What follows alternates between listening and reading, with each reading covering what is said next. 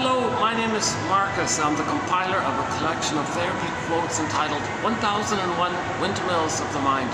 A collection of advanced self-help quotes taken from what's often called the psychodynamic or the psychoanalytic perspective, which long ago, as I understand it, was referred to by some as philosophical medicine or narrative medicine, for the love of narrative medicine, to once again borrow a line from the singer Steve Perry, who has a song entitled For the Love of Strange Medicine. Can we borrow that song title of his? Because these quotes are strange a little bit. We have 10,000 now. In my estimation, they're clear, they're helpful, with the odds being that 1 out of 10 will be of help to anybody. At midlife, this material is for people over 40 basically, or beginning at that point when a person thinks, geez, something's missing. Is that all there is? I feel like I'm in a trance in my life. I feel like I'm sleepwalking through life. I feel like I'm just going through the motions of life. One guy joked, he said he feels like he's drunk his whole life or something, like mildly dissociative or something.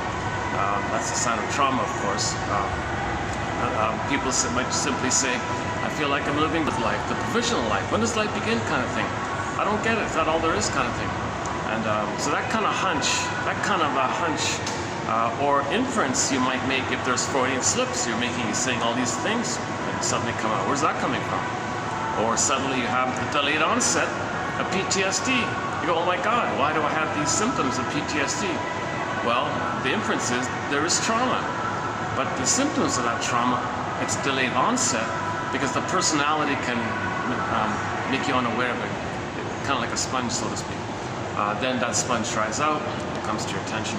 Yeah, by the way, there's an experiment here. I'm sort of in this mall is doing sort of an extension here. Unfortunately, there's no AC where I am, so you're gonna see me sweating a fair bit here. So I'm gonna take a few breaks here, but I thought I'd give this a try, just have some novelty a little bit, and just stopped raining. Would you believe? Yeah, it just stopped raining, and there's a little city park here, very popular little park. Very busy area around here. That's the SkyTrain. Let's see, that's northbound. North, yeah, that'd be east, yeah, of course. And these hard-working guys, yeah, geez. These guys have a lot of patience to build a building, eh? It takes a lot of patience, right? Wow. I guess we need to be patient in our healing journey as well. We got to be patient in constructing our ego, repairing the ego, just like they're gonna, build that building. It takes patience. Well, we need patience to restruct our ego. So that's what these quotes are about. 10,000 quotes to that end here. Well, I didn't realize how distracting these flashing neon lights would be. You got these huge jumbo lights all over the place, blinking everywhere. Jesus. On second thought, maybe I should try somewhere else. Or okay, let's try this. Hold on a sec. Okay, so we have this perspective here. So Robert Bly says, forgive psychology for its jargon, just forgive it, please. This term, psychoanalytic, psychodynamic, or depth, or something like that, it simply means that in the present, we're not fully aware of what we're doing in the present. We may think we are, that's the trick, but there's what's called a denied self of us. Our authentic self was denied in arrested development, stunted development, and our authentic self couldn't be a part of us. Our sense of at home within, our beingness, our sense of self, our ontological self, our authentic self, our true self, the yin, the shakti, the midnight blue, this beingness quality. And we're meant to come from this animating kind of place. Let's just call it our real self or something, our true self kind of thing. Now, what the child does with babyhood trauma is he freezes it up and exiles it. That's the image of Snow White in a coma in a box in the unconscious, far away. So our beingness doesn't be into us, like we don't feel our beingness because the wall there is far away. Plus, to boot, Snow White's in a coma like that. That's called emotional hypothermia, emotional coma, emotional catatonia. The official jargon is athimoalexia. Athimoalexia. which translates from Greece into English as no feelings for your words. So, meaning your positive feelings, meaning like your basic primary feelings from the authentic self. Joy is the main one, okay, the pleasant one, and and sadness is also a primary one, because you need sadness to admit losses. All of the joy for which you pray is 100 tears away. You need that capacity to have sadness. That's a natural response to loss. Then after you admit the loss, which you can only do if you have your authentic self, if you have your true self, that's the second structure needed to be able to mourn, right? To have sadness. And then joy can come back and run the console kind of thing. Oh boy, yeah, I'm drenching in sweat here already. Jeez, there's no fan or breeze or anything. Oh my goodness. I don't know why I just started this video thinking I could. Let me see if I can, hopefully my stuff's here. Can I leave my stuff here? Maybe not, right?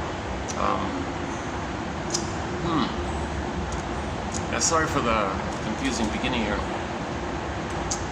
We're gonna get at least a partial breeze. Jeez, hold on a second. Let me think here. If I go down, there's also no AC there. Can I get a bit of AC? Maybe I can get a bit of AC. It's down there again.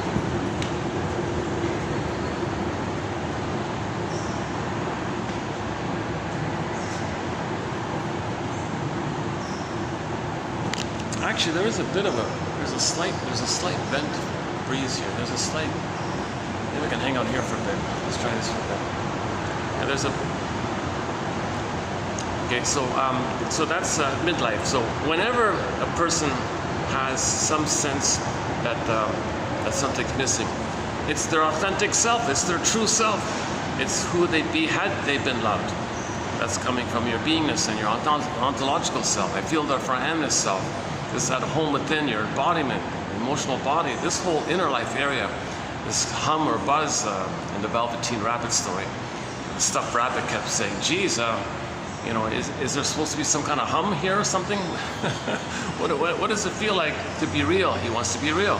So with trauma, we don't feel fully real and alive, like that story. That's a symptom of trauma. And that comes to your attention at midlife. At midlife, you might have that sense, gee, I kind of relate to this Velveteen Rabbit story. Why do I relate to this Velveteen Rabbit story? Gee, what's going on here? Maybe I'm missing something. So that's the beginning, right? When you get that hunch and you're curious like that. So-called the call, right? You're called to go on the second journey, this adventure, this hero's journey, to get back your beingness, to get back your soul, to free Snow White, to free Rapunzel. Get back Miss Core, she comes up as Persephone. Get the key and free the Iron John, and get your golden ball back, get your feelings back, get that sense of self back. And so the basic idea is free association and abreaction, resolving the splitting. Which is why the Disney film Inside Out is so valuable. And that's why it's the #1 film of 2024, Inside Out 2. Now it's declared as the #1 animated film of all time. Because you see the imagery there.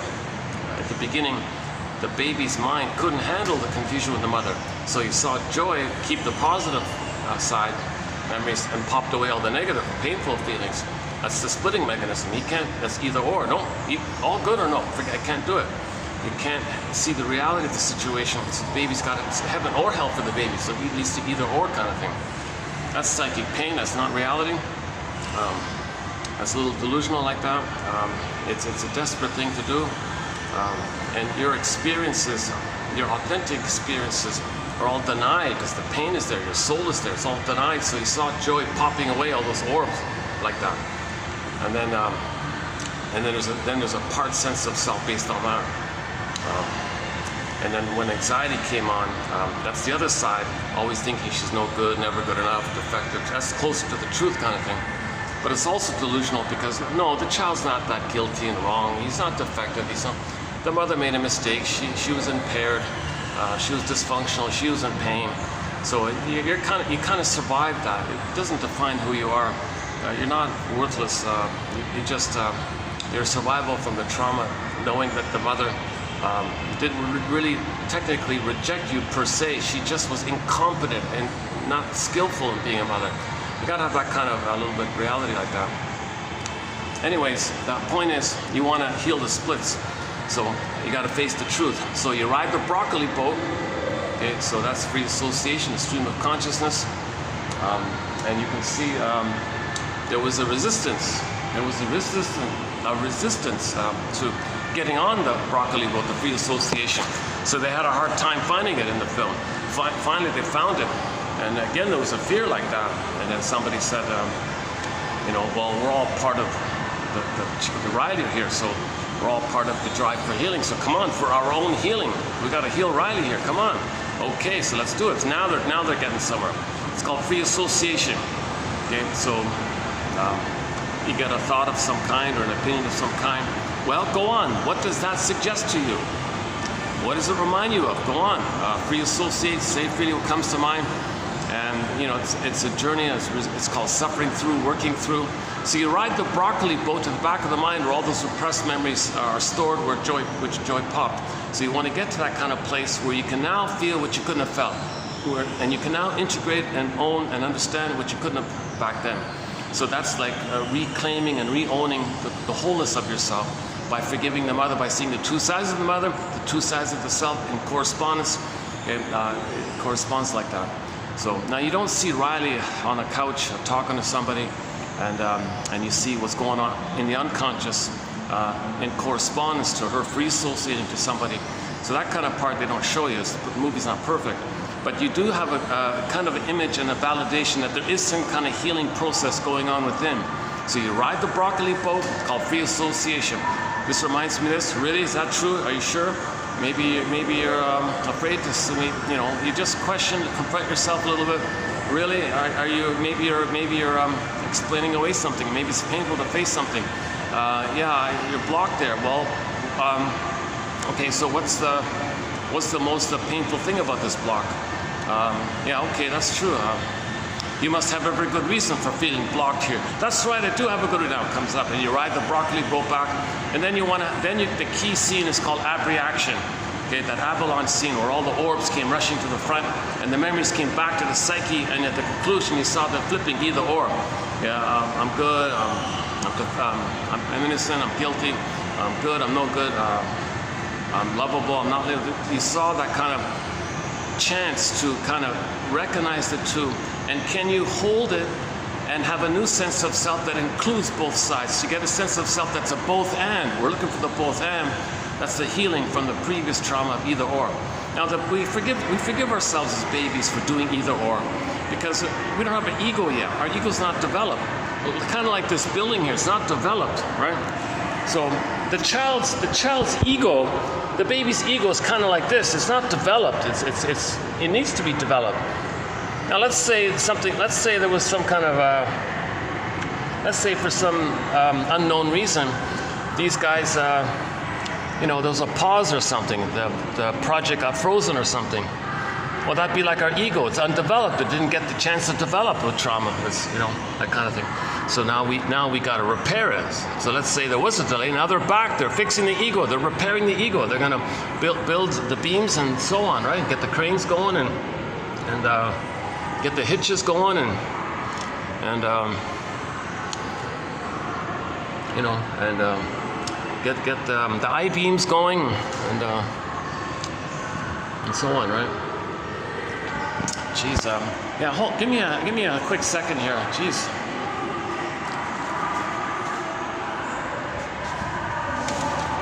I need to bring some ice or something if I come up like this.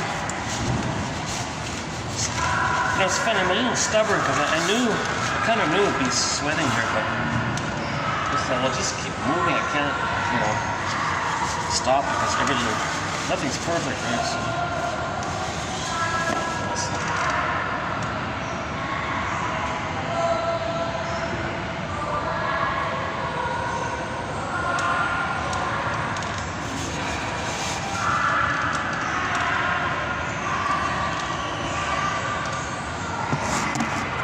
okay, so just to clarify, I have not been analyzed. I'm not a professor. I'm doing this in a mall here. Come on, right?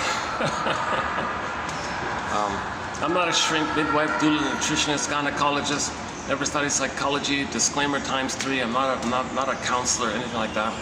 So I'm trying to learn this perspective. Okay, play Joni Mitchell's song, This Flight Tonight, made popular by Dan McCafferty. I'd be on this flight tonight and do the analytic process if I could. So somebody said, well, if you want to learn it, you know, teach it. Well, I'm not teaching it, but if I'm talking about it, I'm kind of learning it a little bit. So you'll see my anxiety in these videos. I make mistakes, and you know, Robert Bly has the same idea when he speaks to the audience. He said, dear audience, 30% of what you can hear tonight in my lecture is wrong. It's up to you, dear audience, to figure out which 30%. Okay, emphasis being there's no magic answer here. Psychoanalysis is not a magic breast, like no magic words like that. Magic milk breast, the unconscious. So the point is, you got to be a detective. You got to be your own analyst. Like you got to acquire this kind of reflective. Is it this? Could it be this? Might it be this? Can I make the inference here? Try this. Know that? Maybe to that. Rule out that. That doesn't make sense. Well, how about this? That doesn't feel right. You just keep poking around a little bit in terms of brainstorming and trying to be a detective, looking for clues, kind of thing. So, you know, in a way, yesterday's video, the quote was about. The child didn't want to forgive the person grew up and said, I'm not going to forgive my parents. They made me dysfunctional. I'm going to stay dysfunctional, and that's my billboard and protest to tell the world what they did. And she said, if I were to heal, that's like exonerating them. That's me condoning them. That's betraying my feelings. No, they were criminals. The person said he's not going to forgive his parents because in his heart of hearts, in his mind, he felt like some kind of invisible crime took place with the mother when the mother didn't even meet the baby's needs. Why did the mother beat the baby's needs? That's a kind of crime from the baby's perspective. He thought he's going to be a goner. He's terrorized like this. He does these desperate things where he's going to freeze up his soul, creates a false self to live by, and yes, he can function with the false self. Yes, he can pay the bills, drive a car with the false self, and even get medals and 10 PhDs with the false self. But what a sacrifice, what a cost, you know, to have this traumatic attachment. Once again, the baby would rather have a traumatic attachment, accept attachment trauma with an abusive mother, than have no mother. No baby would make it without a mother. No, right? It's obvious. So he's got to adapt and twist and sacrifice, and then he's going to identify with her and be like her. Oh my God, now he's in the tar pit of a negative identification with the mother. Now he's got to always imitate her, and he's got to be loyal to her. And then that's going to lead to dysfunctional living because you're not enjoying the present. And when there's trauma like that, that takes place in the part of the brain, there's no time. Okay, no time, so there's a click-in, repetition compulsion. When there's trauma, we repeat to get out of it. But there is time, you're not in the past. But that brain, that part of the brain does not know time, so all time is that time. Yes, materially, the person understands the present with the false self. But emotionally, they're still in that timeless loop where they cry for love, mother said no. And now they're repeating. They want to cry for love, mother said no. A lot of pain like this, they don't know the need, but they have the need, huge conflict. So in every new situation, they're kind of in that mode where either they cry for love and expect to be disappointed, self-fulfilling prophecy, be disappointed, won't accept anything positive, because they're stuck in that loop. You can only identify the loop and mourn to get free of it. You just can't get something that equates mother's love in the past. No pint of ice cream. Oh yeah. Oh, coming up, yeah. Today's quote about the donuts. He said the woman had a daily habit of eating a dozen of donuts or some ridiculous thing. He said, well, that's never going to be the mother's love that you need back in the nursery. And she kept doing it again and again. It doesn't make sense. He said that she felt empty. She wanted to be filled with mother's love, so she used food instead. It doesn't work. Emotional eating. So that quote's coming up. Yeah. So we'll be doing a quote. I want to do a preview of a quote by Roger Gould, self-help author. I don't know, maybe 2007 or something like that. Wrote a very popular self-help book about emotional eating called "Shrink Yourself," meaning he means analyze yourself, and then your health will get better when you do that kind of thing.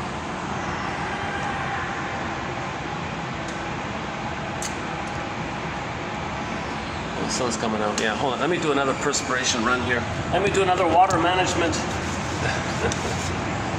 Jeez. You know, I'm thinking maybe I could go outside and breathe.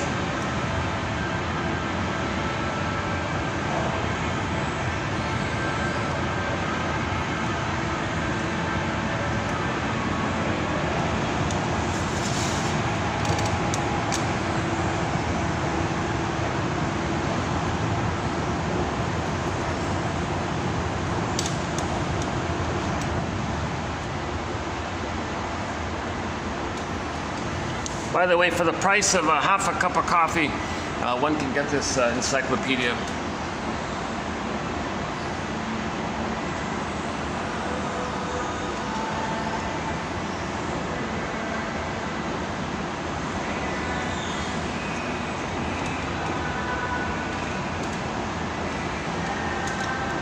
I don't see the Inside Out ads anymore on the SkyTrain. I think they've stopped it, but the film's still showing. The film's still playing. And apparently now it's out on DVD now, so it's available easily now.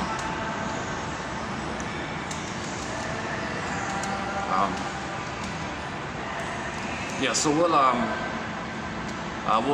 do a preview of a quote coming up from Roger Gould, a medical doctor who wrote a self-help book for the public, and he's considered sort of like the lead guy in terms of talking about the psychology of emotional eating, not just overeating or overeating, undereating, dysfunctional eating, meaning using food to deal with your emotions.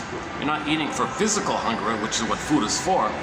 No, you're using food as an over-the-counter tranquilizer to put you in a food trance, to put you numb, thinking food is love. It doesn't work, but you're in a trance for the momentary fantasy of triggering the disappointment, replaying the disappointment. We'll get there, yeah. Okay, so the basic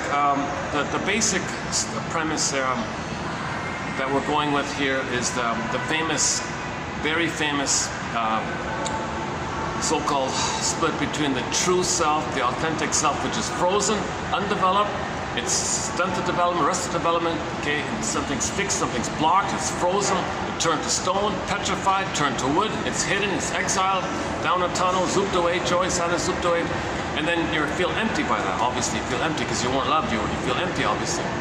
So what the person can do, in particular, when the trauma is very early on, like before 18 months of age, okay, they take refuge in the old archaic identity they had once upon a time in the uterus, where they were on the throne. All babies think they're little kings and gods on the throne in the uterus. Interesting theory about that. Baby's in a state of blissful oneness, and the power of the mother, he thinks that's just him. It's fusion, oneness. In the uterus, baby doesn't understand. He's a person inside his mother who's a person. There's two people. Doesn't get that person-person status yet. So whatever it is, he feels relaxed, blissed out, floating around, no time. All of his needs are met. The power of the mother is his kind of power. He's autocratic like that. He's so powerful. It's called infantile megalomania. Self-sufficient like that, doesn't need anybody. He's in a solipsistic, powerful little bubble where he's his own little god, he's the universe, he's the god and the universe. He thinks he's everything kind of thing. He's in a deluded kind of thing, but he's considered happy. That's why it's called oceanic bliss, oceanic oneness. One guy calls it oceanic ecstasy, so really emphasizes the point there. So he thinks he's the god or something like that. Or another version of it is maybe he was chosen by the universe, and he was specially selected to be one with the universe. So there's a big, powerful universe who chose him specifically, and he's in a special oneness relationship where the universe takes care of him, and that's he feels like a king like that. That's a delusion, huge irony. That's not the case for the baby. He's very passive, very helpless, needs the mother fully. It's quite interesting like that. But if there's trauma, that's the funny thing. If there's trauma and his soul is frozen or exiled, you've got to project it and not accept it. Too painful to admit. Anything associated with feelings and tenderness and affection, something related to his authentic self and trust and caring, all that stuff is frozen and painful, doesn't want to know it, even hates it if he sees it. He may even actively damage it because the mother damaged it to him, so he's loyal to the mother. So what kind of identity is the person going to go by in the case when trauma takes place prior to 18 months? Okay, it's called taking refuge in the grandiose part self. Okay, that infantile megalomania that he had where he's a king or a god. Oh, Jesus. Yeah, sorry, these, Jesus Christ. I got 1, 2, 3 massive jumbo screens flashing. Oh my God, like thousands of flashing images every second. I'm exaggerating. Every second there's like 10 blinking of some kind or another. I wonder if I can. Is there any angle where I don't have to see all that? I no matter which angle you take. Oh, let me try another one.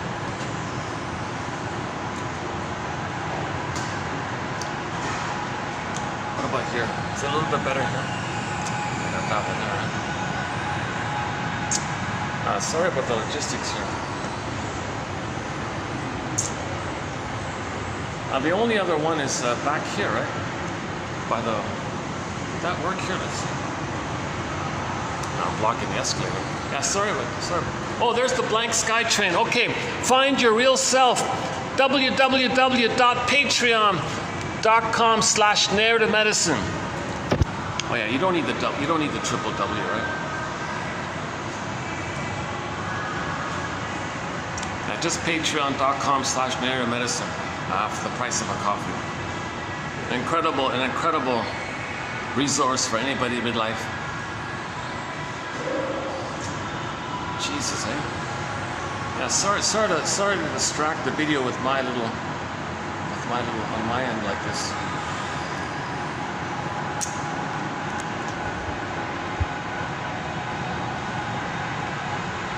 See, it's still with the heat index. It's 40 out there, right? Like it's still high 30s, low 40s, high 30s, low 40s, even after the rain.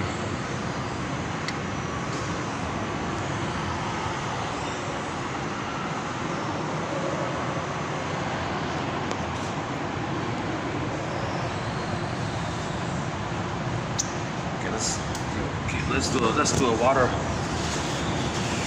water maintenance.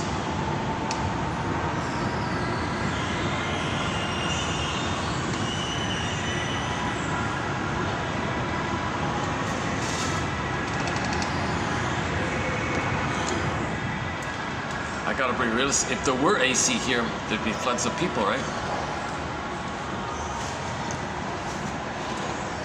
Oh Jesus! Is there any way I can block those annoying? Is there any way I can just block those ads? My God! What if I do this? Can I just hold the thing like that? I might have to just hold this front so I can just. That's gonna be tiring, right? I forgot about these jumbo screens. I forgot about that.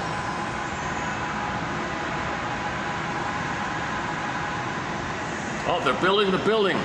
So let's build our ego here. These quotes are help us to build our ego, restore the ego. This is your ability to be conscious and understand, make links, and be reasonable, free associate, make I statements, put words to your feelings. This, like, you need an ego for this, like a consciousness of yourself. You need an ego for this. But in trauma, that ego is submerged, damaged, frailed up, like that image over there. So that's the idea of the scarecrow in the Wizard of Oz.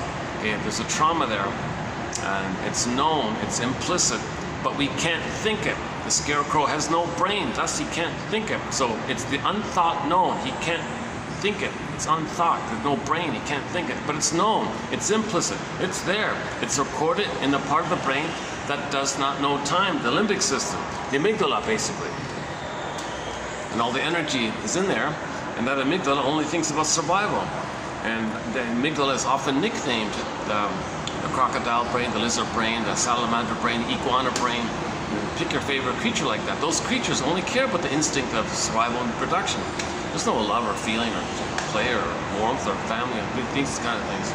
And our brain is, so that part of the brain, the language of that brain, Janov says, is visceral, sensations, neurochemistry, sweating, and slouching or whatever, or stuttering when you speak, or poor blood circulation.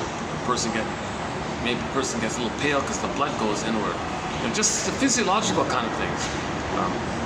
Or blushing because you feel embarrassed or something. But embarrassed comes from shame. So shame is the feeling related to the memory that you believe your mother rejected your beingness.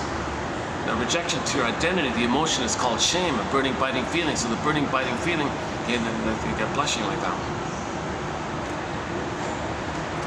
So the famous triune brain, our brain has three parts. The three in one brain, three brains in the one brain. So the first part of the brain is that visceral sensation called the survival brain. Okay? The limbic system, the spine, the brainstem, tip of the spine, like that. That whole kind of system like that. Okay? And again, there's no warmth or love or affection there. It's just this nervous stuff in relation to the stress response to flee if there's dangers, or if you're cornered, you got to fight with the thing, whatever. So that's that part of it. But millions or billion, whatever it is, we grew over on top of it, over millions. We evolved, we developed, we grew, we became a mammal. Okay, a mammal, a hominid, even an advanced mammal, I guess. So we're mainly that main one. We're mainly that feeling mind, the feeling brain, the feeling self, the ontological self, the sense of self, the body. We have the body and the embodiment, the feelings in the body. And you got joy, pleasure, affection, tenderness, maybe creativity, the human side of being, the quote-unquote human side of being human. That's mainly there, that middle one. And then 100,000 years ago, whatever it is, we grew the cortex, the thinking cap. Okay, that's so you got the three parts there: the thinking cap, okay, the feeling mind or the feeling brain, and the visceral sensation stuff. That's only cares about survival like that.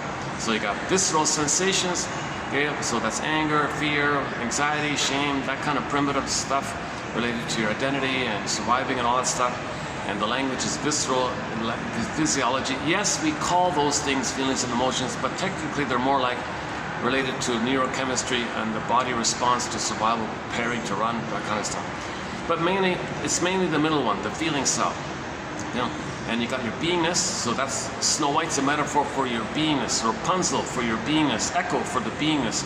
Now when the beingness is exiled or frozen or disappeared or lost or wounded or hidden, up a tunnel, down a tunnel, or where the light is never shown, your beingness is missing. You feel empty like that. So that means your needs weren't met. The golden ball, meaning the radiant, animating feelings from your beingness, is the golden ball, like that hum like that from your beingness. It shines like the sun. So that's why the storytellers use the golden ball. Usually it's gold in fairy tales, or some glitter like a gem or something.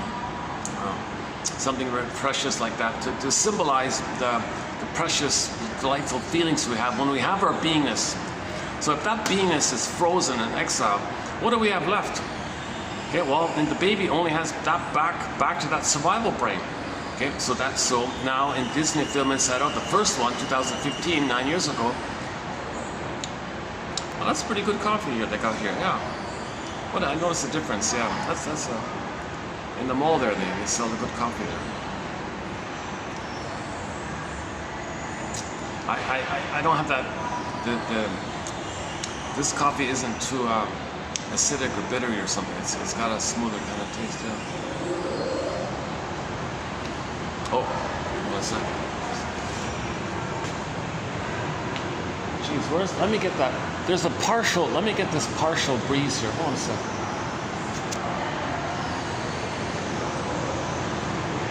There's a slight breeze here.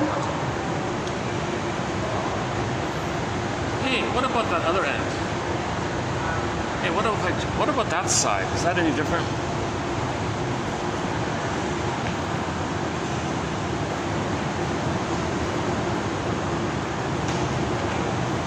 Okay, let me do a quick experiment here. No, it's going to be the same thing, right?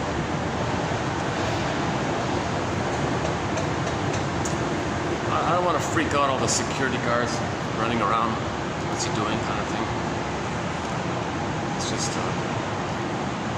they already checked me out, so they know what I'm doing already. But okay, can we get the park in the background a little bit? Oh, we can get the park, right? Why don't we get the park at least? Okay, last time I couldn't get lighting this way. Yeah, let's get the park in the background. Hold on a second.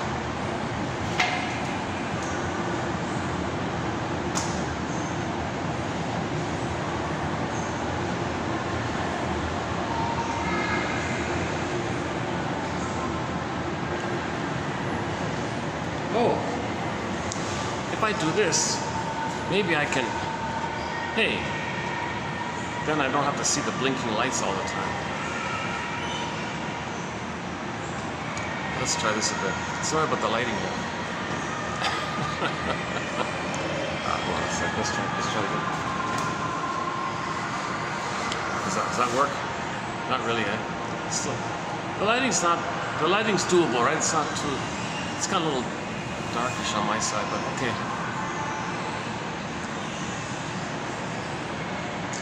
Oh jeez, another distracting app. You know, they do a lot of research, spend a lot of money to create a symbol of the breast, basically, and your unconscious missing it. So that one there is basically a symbol of the breast. I don't want to show it to you, but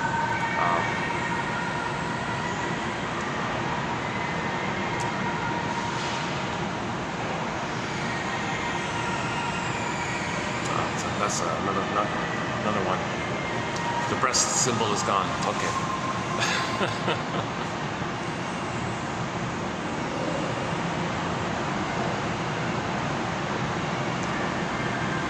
A lot of this trauma that we're talking about does occur during the breastfeeding time.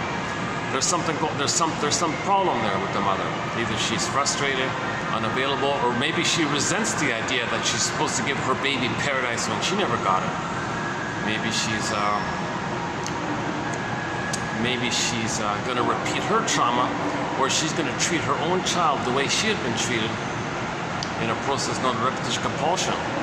So that mother is dealing with her pain from her past, where she's going to repeat what had happened to her.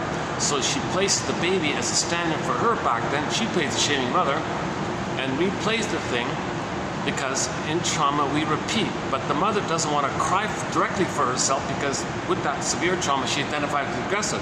So she needs a proxy to play her crying for love. That'll be her baby. All right, baby, thank you for playing me in my nursery crying for love, and I shamed you. Now, the truth is, I am angry at the mother, but I've become her. Now, how am I going to be angry at my mother if I am her? Now, you played me and I played the mother, and I shamed you the way my mother shamed me. Now, I'm going to change the roles here. Could you, baby, now, could you play the role of my mother who hurt me? And I'll play me now fighting with my mother. Poor baby's going, holy, what's going on here, mother? Yikes. Stop the presses here.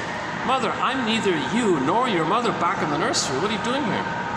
So she's in this compulsion with the pain of her past. She only sees the past emotionally. Yes, materially, she understands her baby in the present, but she's unconsciously repeating the thing that happened to her, where she cried for love, mother said no. But in severe trauma, she becomes the no mother, but she's got to find someone to play her to shame, to distract her of how she's shaming herself. So that mother, she introjects, internalizes, incorporates, identifies, makes it a part of her mind, because of the fusion, self and other are one. The mother hurt her, so she's going to be the hurting mother who hurts himself. So that's too painful to always replay that. So she needs to distract herself from that. So she enters the scapegoat of her own child. She's going to scapegoat her own child. Okay? So to distract her and externalize, and to see externalized her shamed, unloved self being expressed by her own baby, that distraction that is within. It's called projection. Something about you don't know, you don't want to admit, you don't want to feel. Well, if you say someone else is it, or you coax it in others, or see it in others, see it externalized, it's projected out like that. That's a mechanism to make you unaware of the pain of it being within. So the mother shames the grandmother. This mother had a mother who shamed her. Human connections lead to neural connections. It's wired in. She's going to treat herself that way. Normally, the mother loves the baby, sees the baby, soothes the baby, accepts the baby. Those memories are there. Thanks, Mom, I'll take it from here. And he does it to himself. How the mother treats him, he'll treat himself. Okay, it's interpersonal leads to intrapsychic. The interpersonal, the baby creates some neural networking by the interaction. Okay. So in normal development, the mother is nice to the baby, he'll be nice to himself, kind of thing. Everything's okay. But if the mother hurts him and hates him and rejects him and shames him, he's doing that to himself. He's going to become her now. That's very harmful to himself. So out of desperation, the compulsion is, she's got to cry for love. Wait a minute, it's hurting herself. She's the one who's going to hurt herself. How's that going to work? Enter proxy, to disperse the pain, to dilute her, disperse out somehow by assigning the child to play like the proxy of her. So again, proxy means when someone feels for you, does something for you, plays a role for you. So baby, you play the role of me. Okay? So I'll play the shaming mother, and I'm going to shame myself. But the trick is, I'll shame myself, but sleight of mind, I'll externalize and see you playing me in pain, feeling rejected and shame. That'll distract me, and what it'll do at the same time is, I'll see the repetition of this as me taking refuge in the blissful oneness that I had with the mother in uterus, where we were one. So I'll feel that if the mother hurt me and I'm the mother and she's me, we're all one, it's all blurred up, that's the blissful ecstasy thing. So if I act like her and shame myself, well, we're still one like that. So I'm going to feel a blip of that good feeling called shattering now.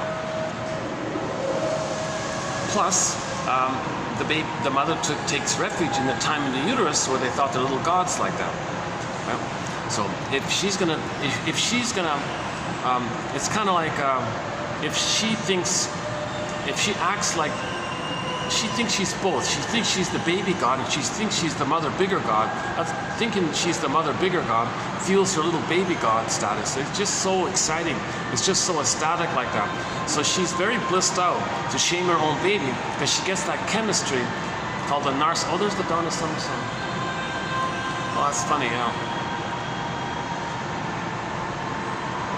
I mentioned in other videos at the mall, and I can hear Donna Summer. There it is there, yeah. They play like a long extended, like 30-minute, some mixed techno thumping thing. It's one of her romantic songs, right? What's it called? I Feel Love or something? I forgot what it's called. I think we have one song by, do we? No, Yvonne Elliman's on our collection. If I Can't Have You, that one. The song One Way Ticket, the disco songs on our soundtrack. There's another one, Melanie Thompson, or Thornton. I forgot her name. Oh geez, that was a long time ago. Yeah, let me look that one up. Yeah, she has a big hit. She had a big hit in Germany or something. She moved to Germany. It was a big star there in the 70s or something. Melanie Thornton or something.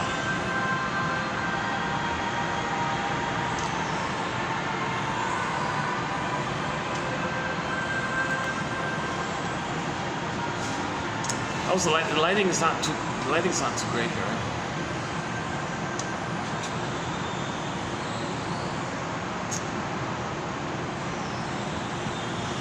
There's a partial breeze. Maybe I can just. Jeez. See, if I go here, I get a slight breeze here. I don't want to stand right at the escalators like this. Yeah, there's a slight breeze here. Yeah.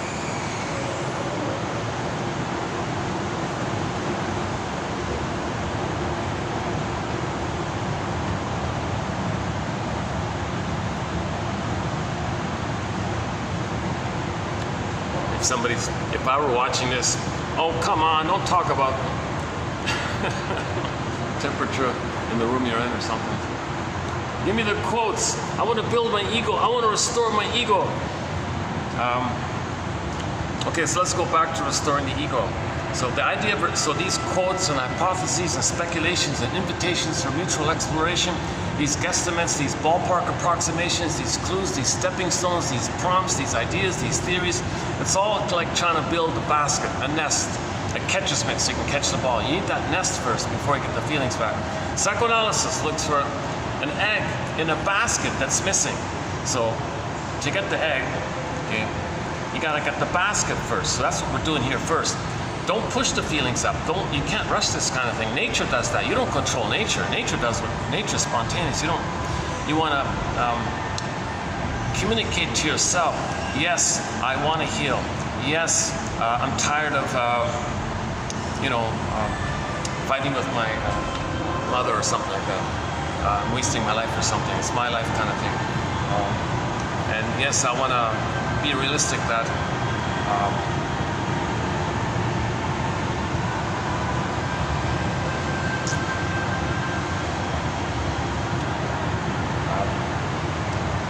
See, if I stand next to the people on the escalators, they come around like that or something.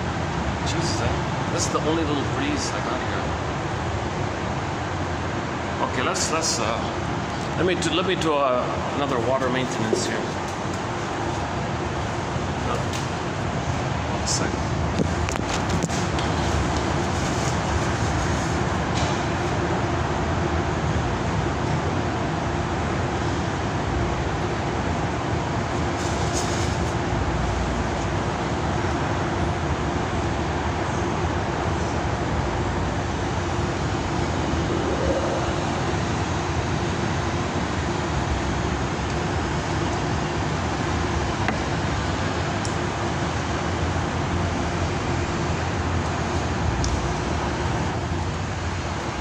like the variety, you know.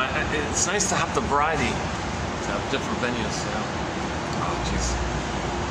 Okay, I gotta somehow be able to talk to you without being distracted by these massive blinking, flashing lights of, you know. They're designed. They're provocative. They're provocative to get your attention.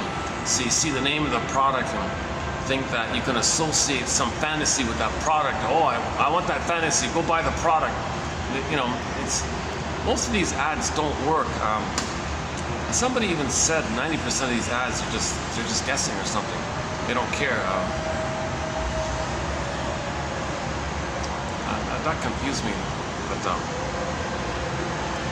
okay, so let's where were we? So repetition compulsion. Paul Libby Russell. Okay, 2119, sort of our lead author, although Mr. Freud sort of brought it to our attention most vividly in his famous essay, Memory, Repeating, Working Through. If we don't remember what happened, and we can't know it, we can't remember it, no baby can know that, right? So it's known, it's implicitly known. The body remembers, the body keeps the score, the body keeps the tally, the body writes it all down. It's in the body like that. So the body knows. So there's a body memory. Yeah. So we remember implicitly, procedurally, somebody said.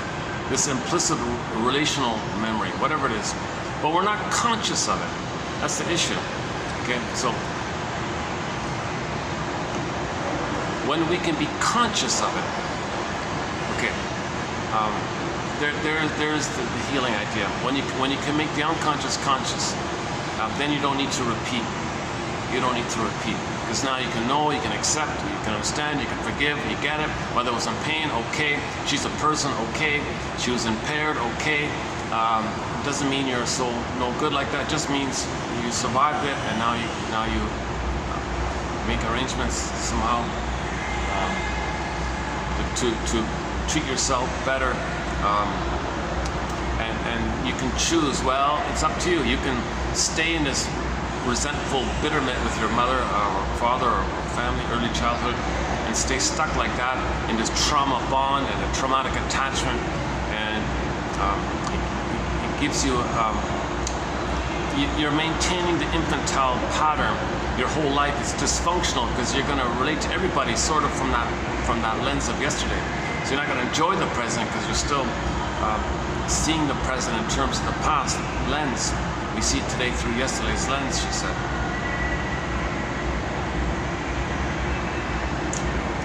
These blinking lights are, I can't, it's too much.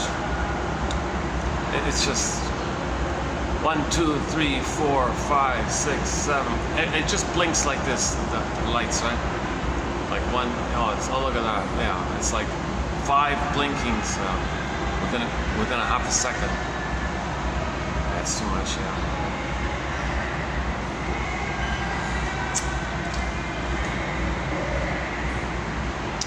Well, I guess I'm gonna have to just. Oh, there's the guard there. Oh, they got the guard standing there. Okay. Let's see if I can sit here.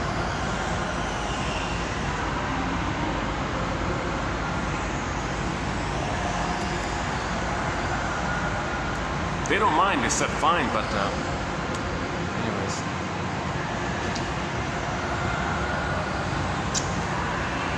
Jesus.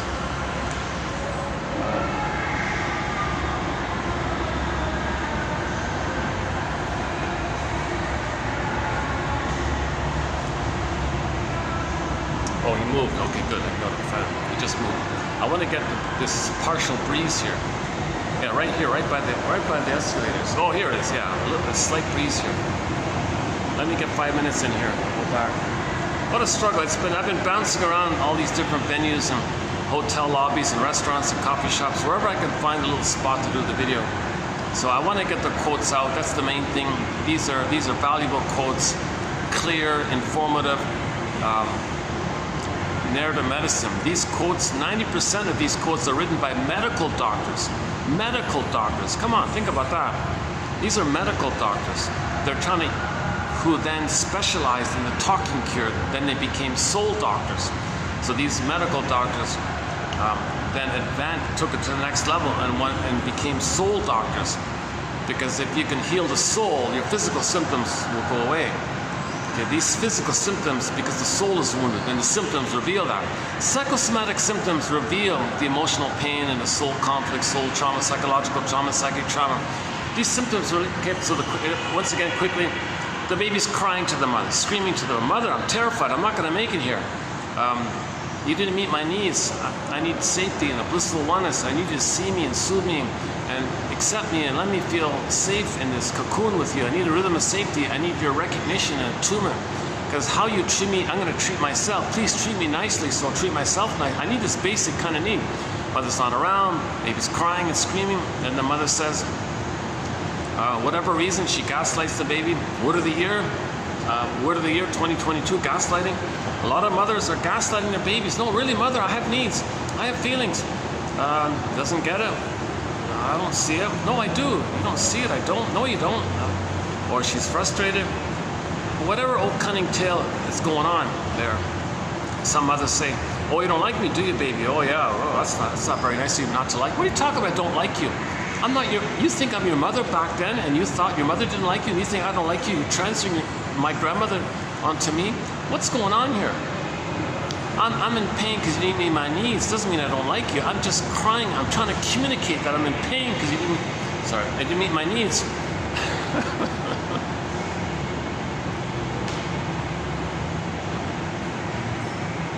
Yeah, the good thing is I can talk freely here. There's no one around now, other than the guards and the cleaners and things.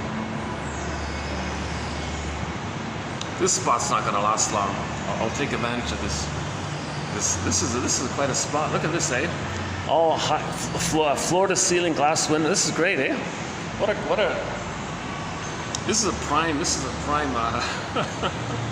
This is a prime spot right here. My goodness. Let's enjoy this briefly, eh?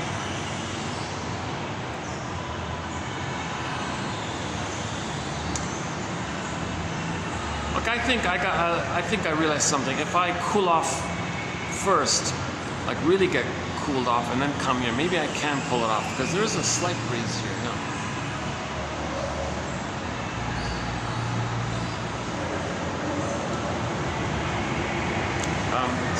So whatever's it's called the old cunning tale. Because of the pain the mother's in, she can't meet the baby's needs because she only sees her past. She pulls in the baby into her past drama with her relentless fight with her mother, and she may even shame her own baby because she wants to say, mother, you shame me. See, I'm shaming your granddaughter or your grandson because you shame me. You know, what a crime you committed. I'm not going to let you off the hook here. I want to show you. I want to expose you. I want to tell everybody. And she thinks there's some kind of invisible jury in the sky that's going to clear things up or something. There's an injustice here like this.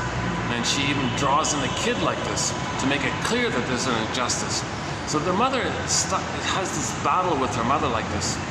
And if she just forgives the mother, well, I can't do that. That's denying my real feelings about that. I can't do that. So the solution is, it's called mourning. Oh, jeez.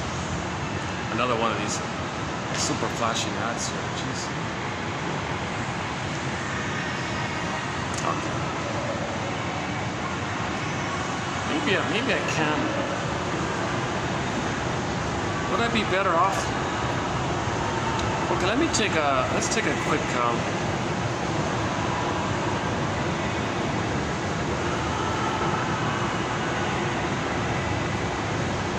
Let me take a quick peek here. Hold on a second.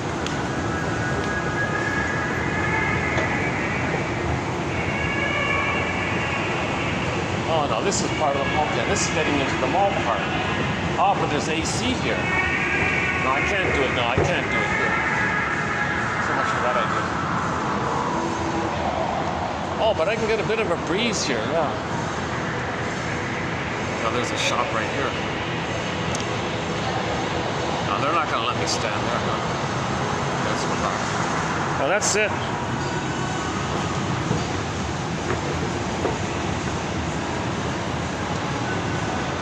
It's funny, eh? You get AC when you go one level down One level up, it's baking, eh? How does that happen? I thought cool air rises.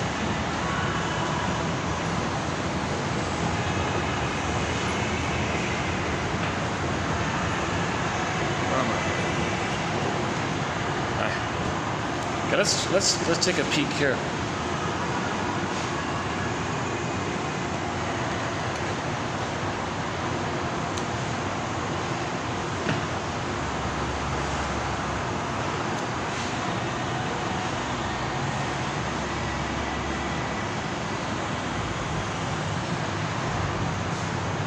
Oh, somebody's already near my stuff. Look at that. Look how quick that happens. Hold on a second. Let me get back to my. Oh. How do we get around?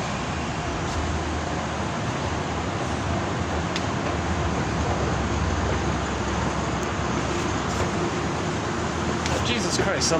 Is somebody eyeing my? Oh, that was quick. Jesus Christ. Hold on a second. Let me get back to my. Where are we here? Oh, I gotta take the long way around. Okay, that's what I thought. Hey, what about this? Can I go here? Do not obstruct. Can I go this way? Does this work? Okay, what if I go down? I don't know. Okay.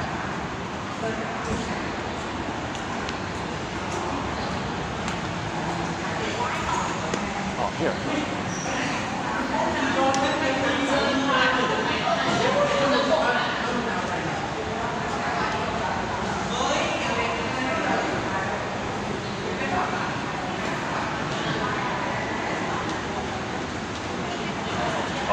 Oh, hang on.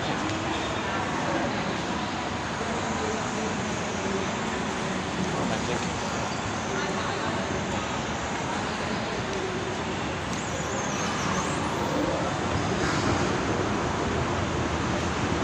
Oh, son of a gun. Look how quick that was. There was a guy eyeing my stuff there. I just saw him. I distracted him. Unbelievable.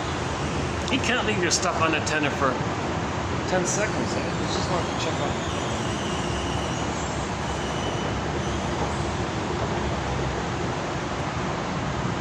Okay, let's just.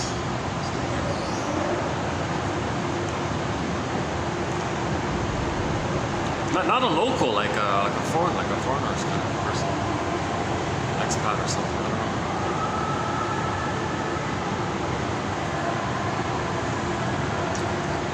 Yeah, I gotta get back on track here. Sorry about these little detours like this, but so let's clarify Paul Libby Russell here. Repetition compulsion. The baby has a need, right? He can't be himself if he's not loved. So everything's frozen. So he doesn't want to be frozen. That's pain. That's psychic pain, emotional pain. Then he does all these tricks in the mind to make him unaware of the pain. Okay? So he wants to get out of this pain finally. So he still has the hope for mother's love. So he's going to repeat it because that part of the brain doesn't know time. But the pain makes him unaware of the need, but he still has the need. So anyways, what's going to happen is he's going to go through life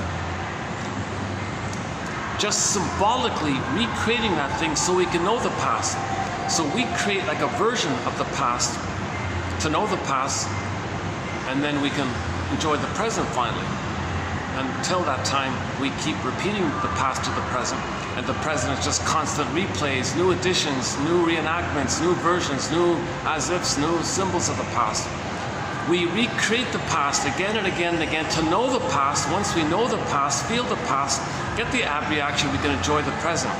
Okay, so we repeat because we don't consciously remember. When we can consciously remember by building the ego, making the efforts, making the inference, free association, dream interpretation, okay, then there could be a natural firebird. From the ashes, you get the firebird, the phoenix, the red bird rises. Okay, but you got to get the nest, and then the egg can be in there. So that's the basic idea. So you interpret your present behavior as communications from your own unconscious to you. Hey, conscious you. Hi there. Who are you? Well, I'm the unconscious here, and you and I are part of the person here, and we're all part of. We want to heal the person here. Okay, what can I do here? Well, I'm gonna be like a puppet master and get the person to do things, and I want you to observe what's happening here and make an inference and make it conscious. I'm communicating to you with behavioralism, with body, with acting things, like theater things. I don't have words here. The baby doesn't have words at that time, but the body remembers. I'm this voice like that, and I want you to make it conscious. I want you to put words to this stuff, and that's the healing effort like this. Okay, I'll do my best. So the conscious and the unconscious are trying to heal the person. So we have that conscious to appreciate this effort. One second. Yeah, I partially cooled off. Oh, there's the. Let's try that. Geez, if they could turn off that. If there was some way I could just not see those blinking, those jumbo flashing ads all the time.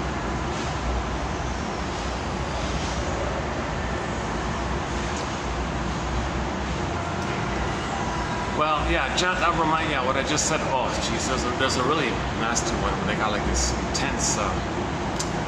There's this really creepy one where they like a horror kind of image, a shocking horror, like blown. Oh God, like from a horror movie, like flashing this horror image like this, and of course it's gonna like shock you and startle you, and then really gonna buy that product.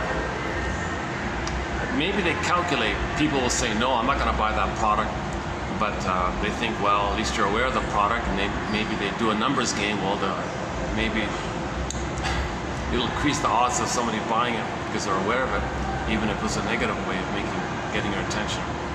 But most people resent this. They're not going to buy it. Like if I saw that product, I have an aversion already to it, so I'm not going to. What are you talking about? But they might be doing trauma bond. Well, if this reminds you of the trauma with the mother, and you believe the mother, really, you think you're going to buy that product, you're going to have the mother because you frightened me? Well, the mother frightened you, we're frightening you, we're just replaying the thing. So they want to co-opt some of this psychology in advertising like that. So they really research this kind of stuff. A lot of shrinks sell out and go to Madison Avenue. But the shrinks we have here are helpful. They're the ones who didn't sell out. So we appreciate the Mastersons, and the Karen Horneys, and the Edmund Burglars, and the Grodsteins, and the Ogdens, the Solanis, Althea Horners, and the list goes on, Jana. And yesterday was Sandler something.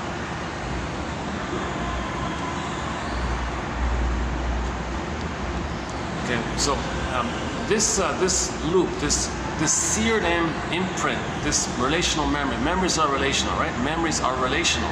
So the baby was passive, weak, helpless, and the mother was the active, aggressive doer, and he was the receiver, and so he's in pain like this. So helpless, shamed baby, active, aggressive, shaming mother. Whoa, what a burned-in kind of memory like that. So, okay, now the system needs mother's love, but the pain says, no way I'm gonna know my needs. But this compulsion to reach out for mother, but the pain is there. Oh my God, what a conflict. So we do it in a mirage, again and again and again, mirage. Let's interpret this mirage. This is like a dream. What is this? This is like a communication from my unconscious to my conscious. Hey conscious, so back to the dialogue here. Hey conscious, I want you to make the inference. I want you to think of me, the unconscious self, also aka the inferring mind, the mind that makes inferences to you.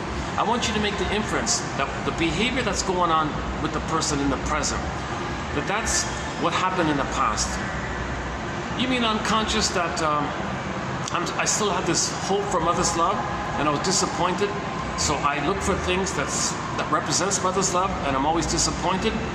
Okay, now you're getting somewhere. So, I mean, for example, if I eat a lot of food like cookies and things, that's for me to know that I wasn't comforted and that I didn't get mother's sweetness. Like, now you're getting somewhere.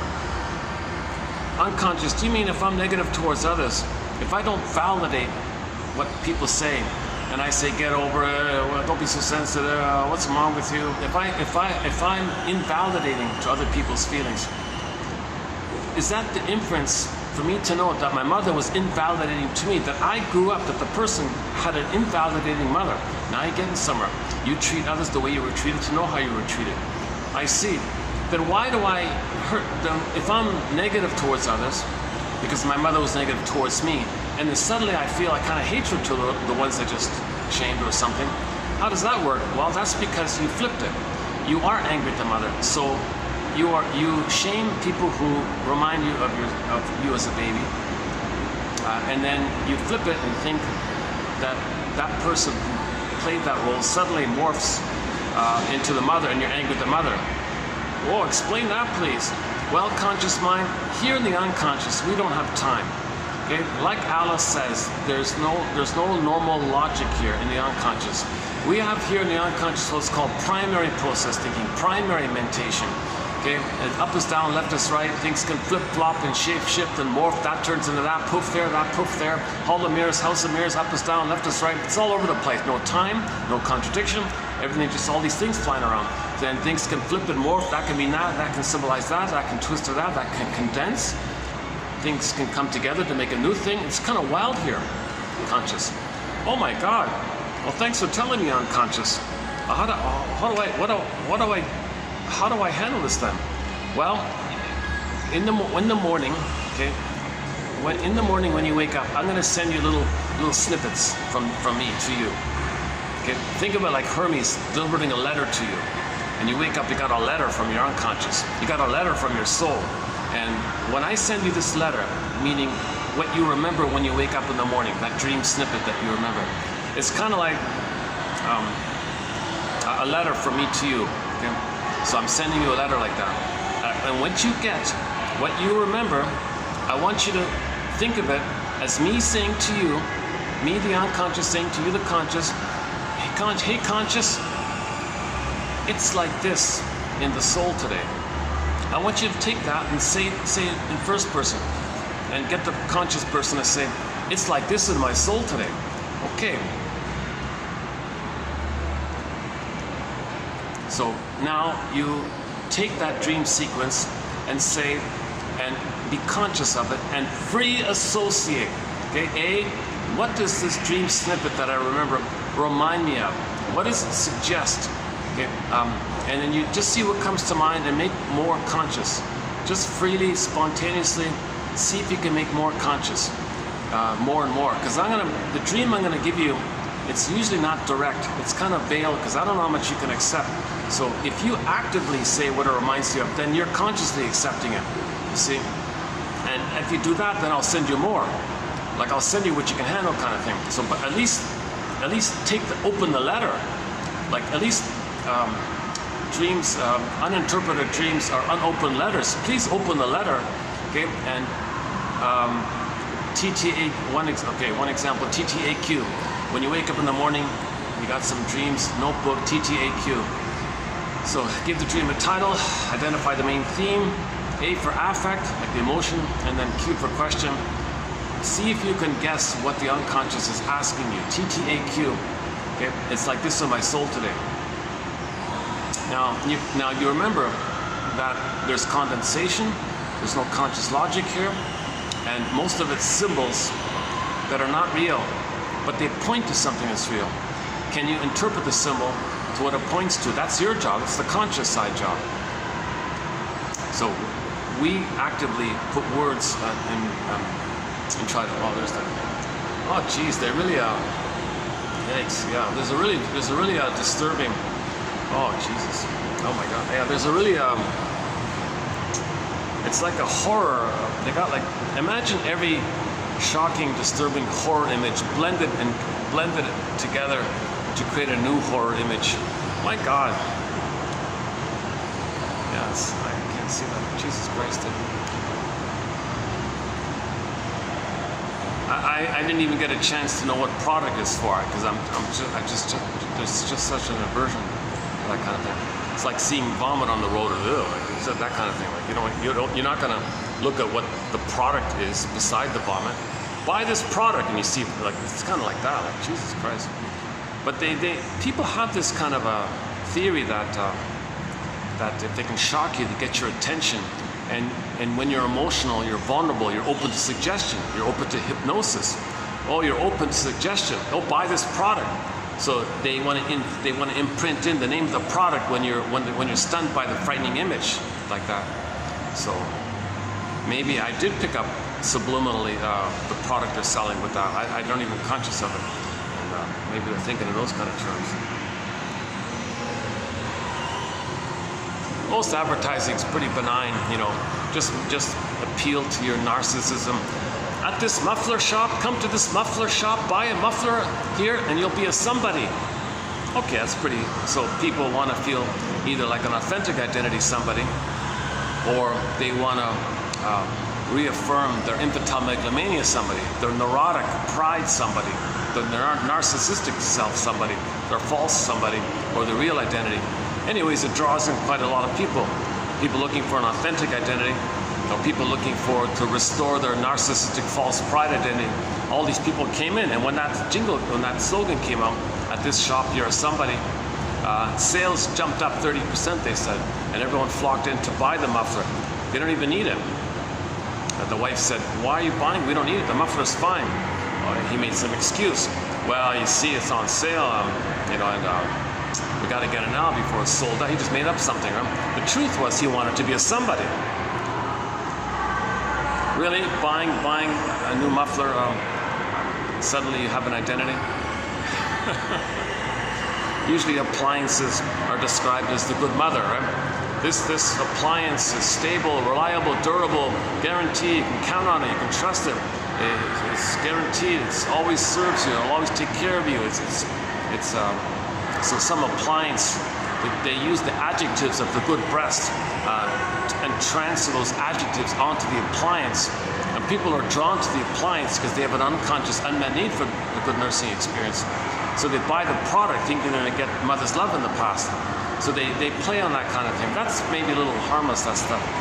But this stuff, this gruesome stuff, even that one there, there's another one there that's kind of like it stuns you, like I noticed, like a little stunned, like it frightens you. It's stunned like that. You're disassociated. You can't move, like you're a deer caught with the headlights. Like some of these ads, I think, have that effect where they want to make you like a deer, like you can't like protest against the ad, and you can't not look away. You're just like stunned at it, like a deer in the headlights. So now you're stunned like that, you're open to suggestion, hypnosis, buy this product. You're stunned and you see the name of the product or the image of the product or the company name or something like that. I think they're doing these kind of silly things, you know. So 90% of these ads, they're not like practical, like they're not like informing you. They're just trying to play on your unconscious fantasies, your unconscious needs, your unmet needs, your needs for love, your needs for identity, your needs for status, your needs to survive, your revenge fantasies, your love fantasies. They're always playing on that kind of narcissistic area there. Most of it's sort of like jungle stuff, like survival stuff. So most ads don't work because not everybody's traumatized before 18 months. That's why a lot of these ads don't work. You know, like people who don't go through life with a constant jungle mentality, they just brush it off like that. What's your problem? It's some perverse stuff, you know. But the people behind these ads, they have the jungle mentality. Like most people in this industry are very traumatized, and they want to deceive others because they were deceived. They want to shock others because they were shocked. Okay? They want to betray others because they were betrayed. So this is also a gesture. The people behind these kind of ads, they're talionic. It's revenge against culture and society and the world. They want to, the contagion, they want to spread their shame and hate onto the world with some of these ads like that. Like that one there, I think qualifies, that earlier one there.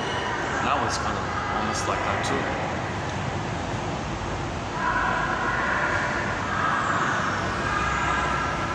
And they don't care about money. I think ultimately it's not about money. It's about this rage at the mother, and so you transfer the world. Okay, your understanding of the world is based on your experience with the mother, the breast mother. The first mother is the breast mother, right? That's the prototype of the world for you. And if you have a problem there, you transfer that frustrating, rejecting breast experience onto the planet kind of thing. And now you think the planet's dangerous and you're fighting with the planet, Mother Earth. Oh, Mother Earth, yeah, my mother. Oh. Now you're fighting with your mother, you're fighting with Mother Earth. And then you might flip it. You be the aggressor, mother, and now see the earth is innocent and shame the earth the way the mother shamed you. Then you flip it. Oh, the mother, now you play yourself, expressing your hate and anger, revenge fantasies on the mother, on the earth like that. So we're meant to make the inference that our behavior in the present is a reflection of the inner experience that we don't remember, but it's frozen, and we got to get out of that freezing thing. By shining a light on it, a lantern, warm it up, loosen it up, and let the things flow, because it's frozen. The emotions are frozen. We gotta let the feelings are meant to flow like a wave, but it's all frozen like ice, like water to ice. We've got to get the ice back to the water kind of thing in the emotional area.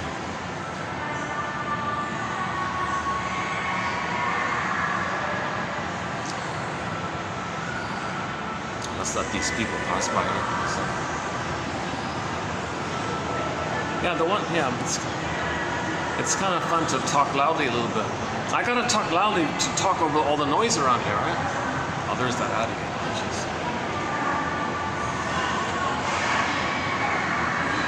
I noticed the effect of that shocking ad. It has like that shocking deer in the headlights thing. And when the baby's in a trance like that, he's gonna assume the authority of the cause of that. Like I guess. We have a quote about trance logic.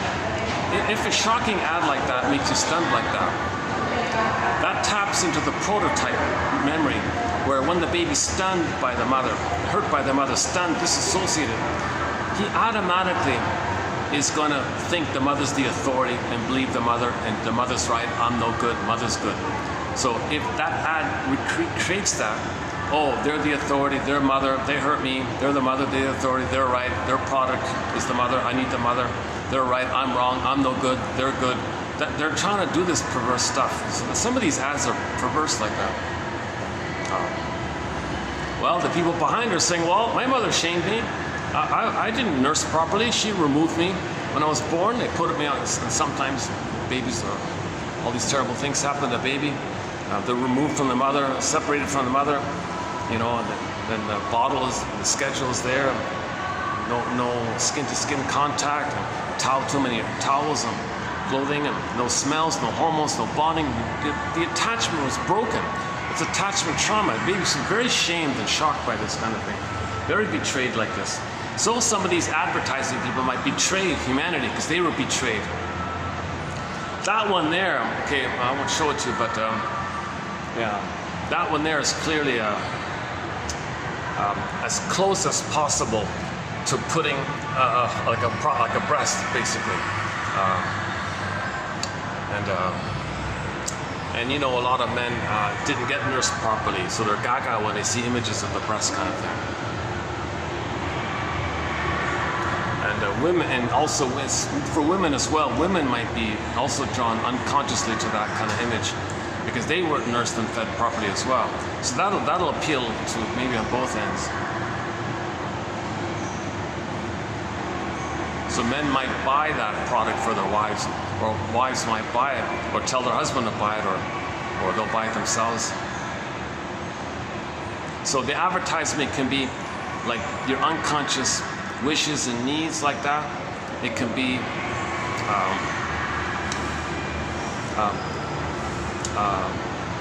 a blip of the feeling that you feel like an infantile god, like a Superman, like all that stuff.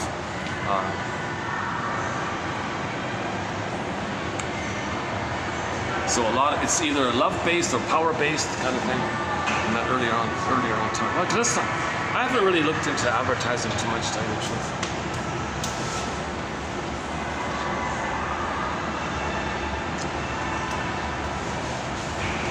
So repetition compulsion, Paul B. Russell. Okay, so the Edmund Burton, or one of our mentors, the battery, let's check the battery. Oh, good, it's holding up this time. It's 3 o'clock, okay.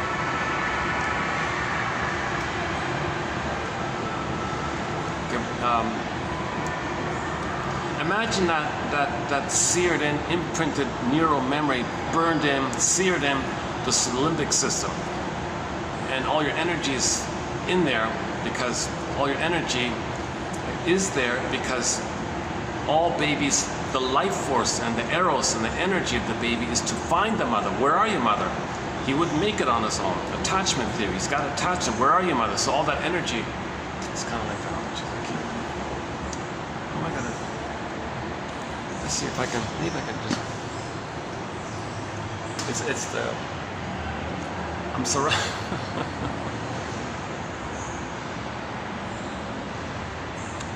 I didn't know that when I was sitting there. There was a guy up there. I didn't know you'd notice him. So when I went down, he kind of walked here, and I saw him eyeing my stuff. So I quickly came back, and he went up again. And I saw him. I crisscrossed with him. Jesus Christ! Not a staff, nothing like that. It's just some, I don't know, lonely expat or something like that. I don't know.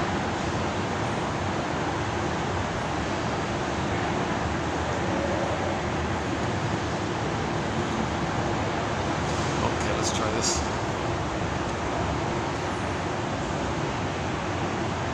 Yeah, let's.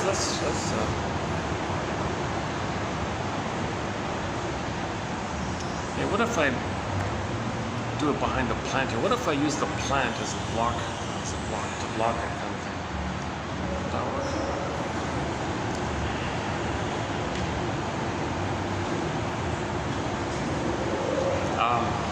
The past couple of videos were pretty good. The 2882 part 1 and 2, I thought they were pretty solid, those ones. And even most of the videos, they're strong videos. However my delivery is in any video, the quotes are excellent. In all the videos, they're excellent. And with the odds being that 1 out of 10 you'll like. And we post on average 10, 1 out of 10, somebody at midlife might find helpful. And don't push it, just make a note about it. What does that quote suggest to you? You must have a very good reason for maybe choosing that quote. Yeah, I think I did have a good reason. Okay, go on. It's interesting. Well, what's the most interesting thing about it? Well, the most interesting thing about it is that you free associate. And that's enough. Leave it. Just leave it. Gentle. These are quiet, gentle awakenings. These are gentle things. Just like these guys, they're slowly going to build this building. It's gentle. They're not going to suddenly, overnight build this building, obviously, right? They're going to do it gently, properly, follow the rules, make sure everything's safe, make sure everything's balanced, make sure everything's set in properly, and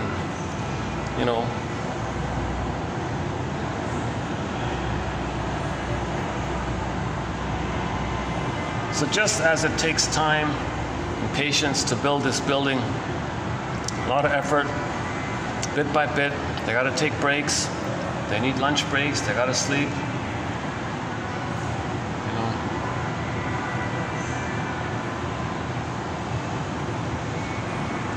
Now, some quotes are kind of like the crane. Some quotes really give you a real boost. So we got a lot of good quotes like that. But a lot of quotes are just little kind of helpful things. But once in a while, you get a real boost from a quote, like the crane pulling up a beam or something.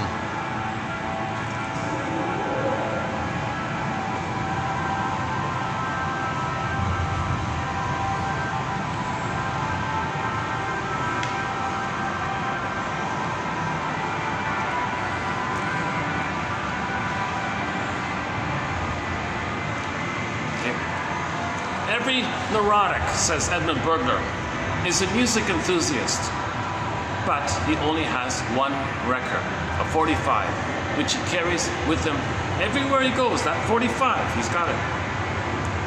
Every time he sees a turntable, with never-ending fiery ardor, he says, that's the compulsion. That's the baby's drive to find the mother. Where are you, mother? Life forces, object seeking, all the baby's energies to find the mother. That's the compulsion like that. It's this desperate, where are you, mother? And it's like a survival issue. It's like a push, like the instinct or something. Every neurotic, okay? Neurotic means you're not enjoying the present. You're not expressing your gifts and your talents that nature gave you. You're not enjoying the present. And in the cases of severe trauma, you don't even have gratitude for things. You don't make amends. You don't apologize. You don't want to make things right. You don't make I statements, intimacy and tenderness, affection, and the warmth and the tenderness and the joy of new experiences and enjoying the moment things. You're just replaying the past all the time. Every new thing every day is just the past all the time. And you're just going through life is just a trance, but you're just unknowingly repeating the past all the time, keeping you in the trance. Emily Dickinson calls it the swoon. There's a pain so utter, swallow substance up. Okay, this cord gets pulled down into the unconscious. Your authenticity gets pressed down, like kind of swallowed up like that. And then because of the pain of that, because of the psychic pain of that, okay, the brain sends you endorphins called the swoon. Kind of like the gazelle or the impala running, again, the lion bites him on the foot or something. He's gonna be able to keep on going because the brain, the impala's brain, is gonna send him endorphins to make him numb of the pain. So now he's unaware of the pain, so he can keep on going, so he can survive. So the theory is it's a kind of a survival thing, the endorphins, to make you unaware of the pain. And sure enough, the gazelle escaped, licked his wounds, shook it off, and he was okay. It helped him. But if he were to admit that the lion bit him and felt it, he'd be a goner. Oh yeah, right? It'd be like an advertisement. The image would be like one of these advertisements. Jesus Christ.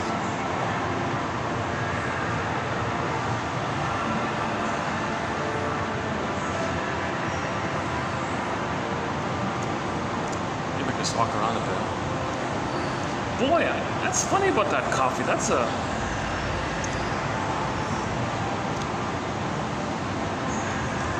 I feel a little like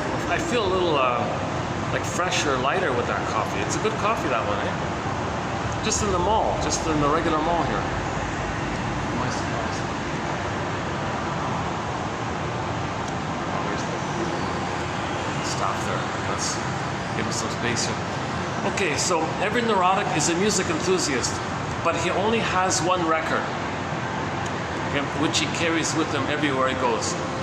In every new situation, every time he sees a turntable with never-ending fiery ardor, he says, he runs to the turntable, plugs it in, puts the 45 on the turntable, puts the power switch on, picks up the needle, gently moves it over to the beginning, gently lays down the needle. You hear the scratches and the crackles, and there you go. He's gonna play that one song. Oh, they're doing it on that. Oh, that shocking, oh, there it is there. That shocking ad is over there as well. Oh, they got it on both sides. Jesus, they really bombard you with these. It's like, so that's like the people felt, well, when I was a baby, I was bombarded. My mother was hovering over me and shocking me and disturbing me and interrupting me. And so that's what they're doing with these ads, you know, bombarding you there, bombarding you there. Well, that's what my mother did to me. So they're trying to communicate, but no one's going to respond to them. Like no one's going to, call the advertising company. Who's behind that ad? Who is the head of that ad? Or okay, I got your message.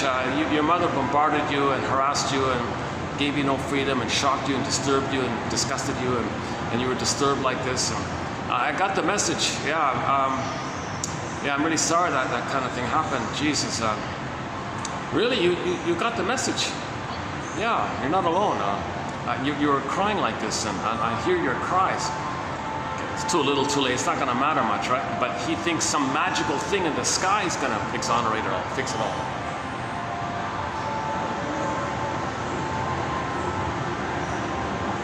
Oh, I see. This cleaning fellow has I notice he's got a routine. He does it.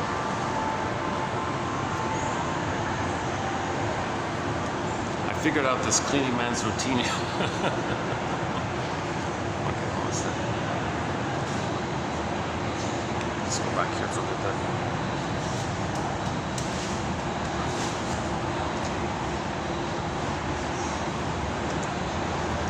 bit. So in other words,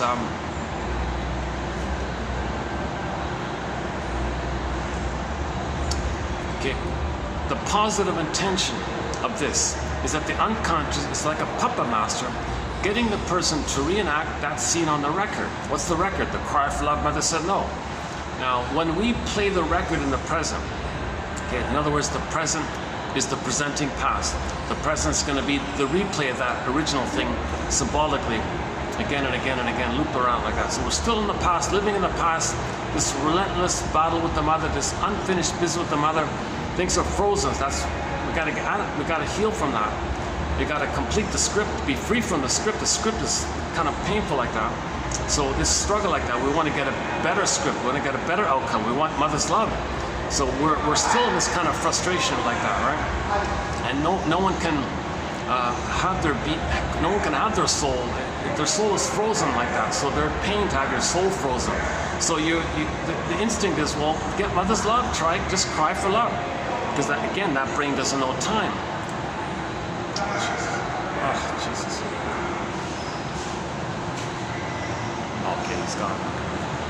My God, this one of the.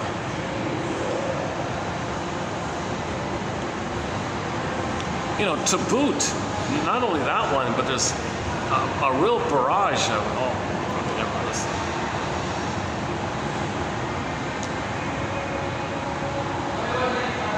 it's disturbed. Some of these ads come from a very disturbed, perverted, severely traumatized place. And I think I'm still trying to tell everybody how traumatized they were. And it's a kind of like a constant fantasy that some invisible court in the sky is going to clear things up or something. So that's an excuse that they don't want to grow up, they don't want to heal, they don't want to forgive, because they thought the mother committed too great a crime, and to forgive the mother would feel like you condoned them and let them off the hook kind of thing. So that's the quote from yesterday. So yeah, go to 7:2887. Read that one by Sandler. It's a good one, I thought. And the first one in 84, the first one there about condoning. I can't forgive my mother. That's like condoning what she did. And then that's kind of like denying my feelings about it. I'm betraying myself. So you're kind of stuck in this kind of place. And then the Sandler one was, I can't forgive my parents. They were such criminals. I can't just forget it. You got to be kidding. A huge injustice took place. So that's the problem. You can stay stuck with this loyal trauma. Okay, you can stay stuck with this never-ending, lifelong battle for justice from your mother in the past. Or you can say to yourself, okay, wait a minute. She was impaired. She couldn't love.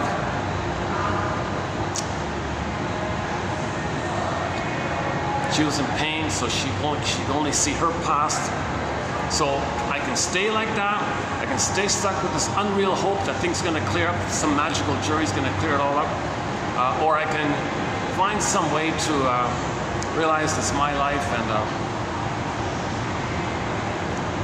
and accept that I'm a survivor from this, and I can heal myself a little bit and look for my gifts that I lost and get back my treasure that I lost, get back my feelings that I lost, and be okay with that.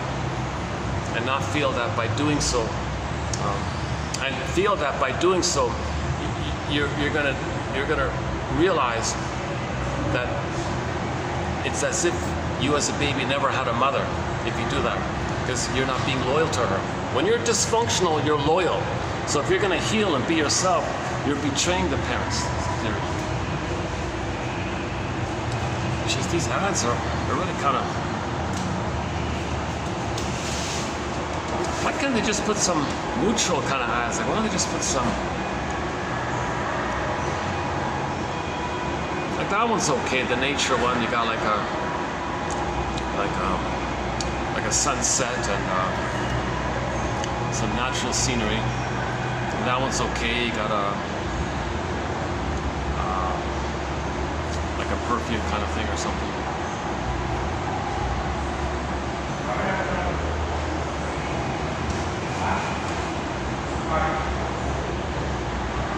I'm just kind of wondering if I can go outside. How hot is it outside? There's no breeze, so see, without a breeze, I couldn't do this outside. There's no breeze.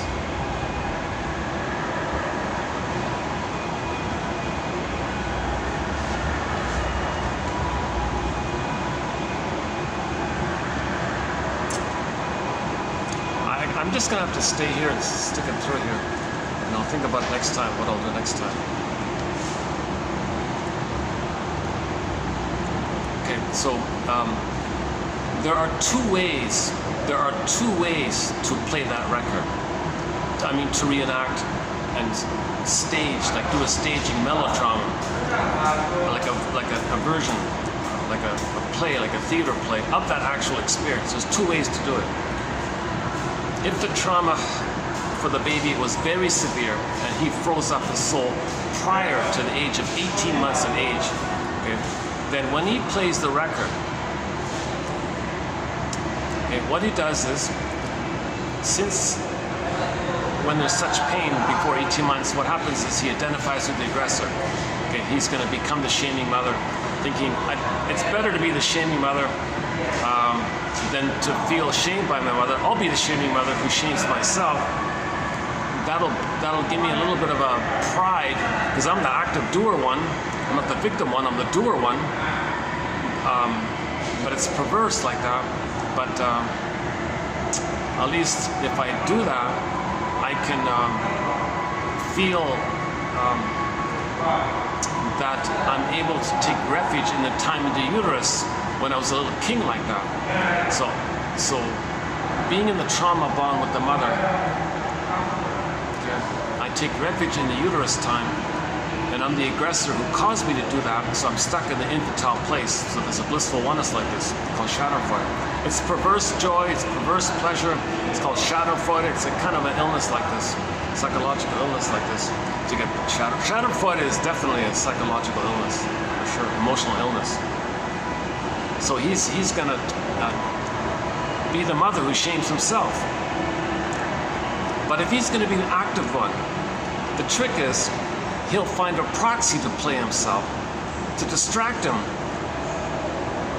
by seeing the proxy display his pain, thereby seeing his pain being displayed outwardly, externalized. It's seen as projected.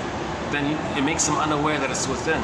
That's how he makes himself unaware of mother hurting him hurting himself again, when he sees someone else ashamed. So other people are no good, they're defective, they're ha-ha this, ha-ha that, and negative jokes like this, and put down jokes like this, all these insults and shaming terms, you're no good this, you're no good that, don't be such a this. So any kind of shaming, belittling, devaluing, negating, rejecting, invalidating thing you say about others, okay, you're the mother who did that to you. You found someone else to play you, you're the mother, you repeat the thing. So yes, you cried for love. In your fantasy, the proxy was you crying for love. You're the mother said no to you, so you said no to the proxy. Okay, now, that's you crying for love. Now what about you being angry at the mother? Okay, fine. Proxy, now you playing the mother, I'll be angry at you. The poor proxy person, the scapegoat person, what's going on here? You think so badly about me, I did nothing to you. Oh, that's your problem, but now you hate me for nothing? I don't get it. Okay, so he doesn't, then if some third person called him out on it, yeah, why are you so negative towards this person? He's pretty nice, he did nothing to you. Whatever he says spontaneously from his unconscious is called rationalization. He'll want to explain it all away, kind of thing. Just don't talk about it. He'll want to repress it. And he wants to believe that the rationalization is reasonable. So he'll say something that's tricky, a little bit pseudo-logic, but it's not reasonable, it's twisted, it's confusing, it's vague, it's flip-floppy, and everyone's confused. And when others are confused, you think they're the authority, and they leave you alone, kind of thing. And he believes it himself. Now he may be very, in the process of it, he may, a clue to rationalization is you don't want to identify any contradiction. You don't want to consider the feedback.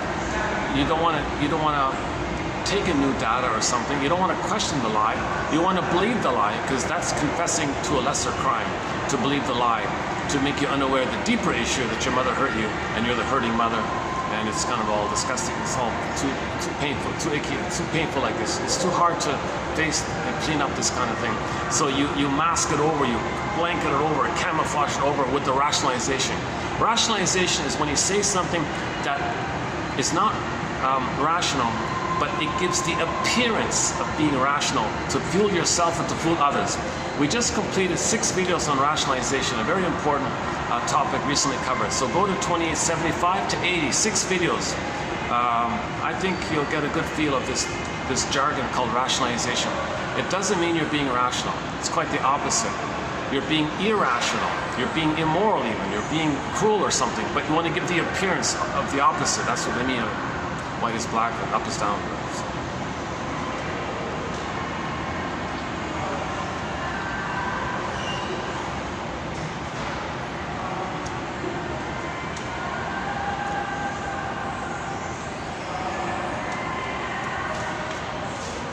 These chairs aren't too comfortable, eh? These kind of.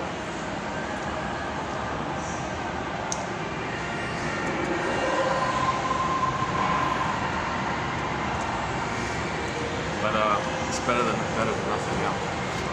But it gives me a little flexibility. I just got this little one of these folding chair things. It's not much choice in it. Not much choice in that department, so I chose the best one I could find. The least painful, the least uncomfortable.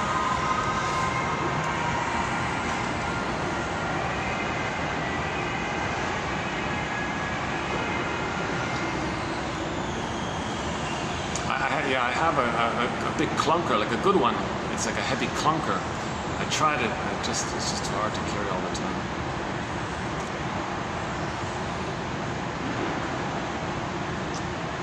Okay, so if the trauma is before 18 months, 18 months is critical because that's the time when the baby thinks he's a little god and everything's about him, he owns everything and everything's about him, and okay, he's not in the place of empathy and feeling of person to person. He's in that kind of person to person kind of place yet.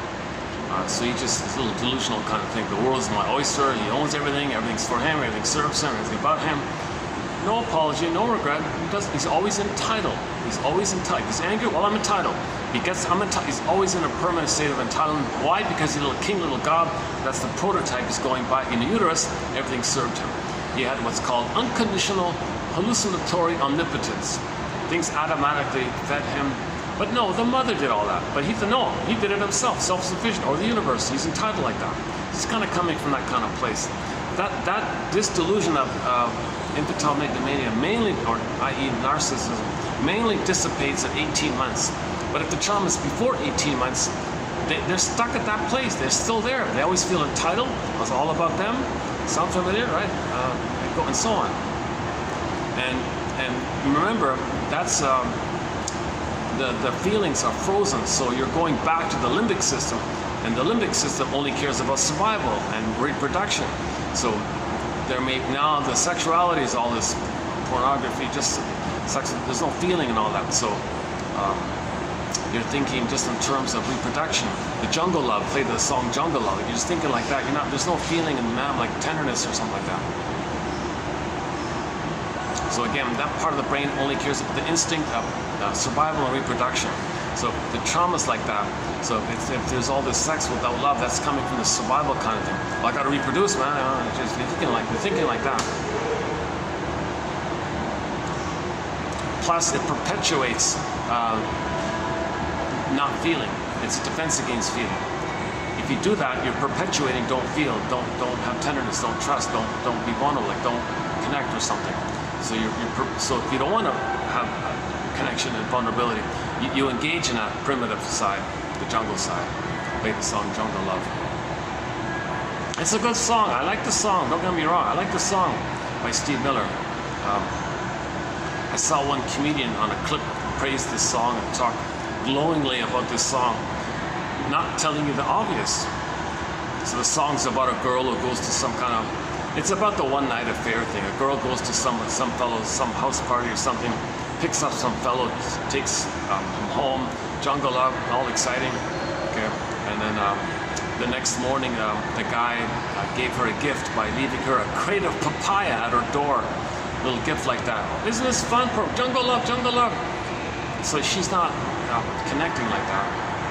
She can have thousands or hundreds or whatever of crates of papaya left at her door. Oh, there it is. Oh, jeez. I wish it wasn't so frequent, that shocking ad.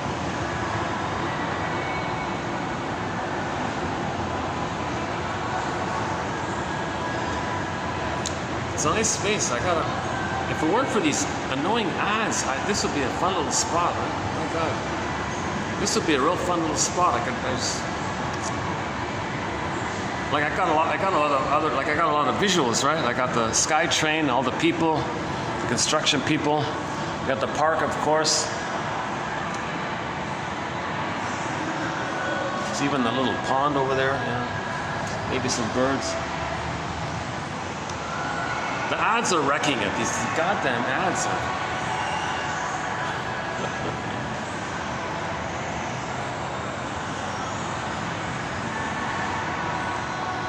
Well, if I'm disturbing you, my mother disturbed me. So how you feel about something, often it's the one behind it telling you that's how they felt. They want you to feel. Misery loves company kind of thing. Plus, they don't want to feel. They want you to feel for them as a proxy, because they don't even know what they feel. But they just unknowingly want you to feel it. That keeps them away from feeling what they're feeling. If they get you to feel it for them, they feel a relief by that. It's defense against their pain. So if these ads are annoying people, well, they were annoyed.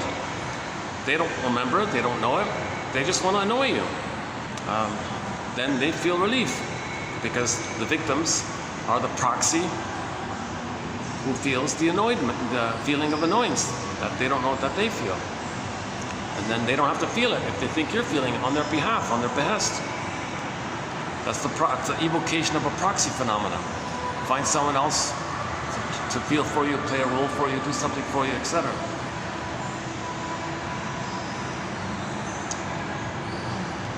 How can I settle in here? Jeez, you know why I'm so fidgety here? Because of these goddamn, I can't get away from these goddamn flashing, annoying, shocking, hyper bright, hyper flash intense. Some of them are like horror images, though. The other ones I can put up with, I guess, but.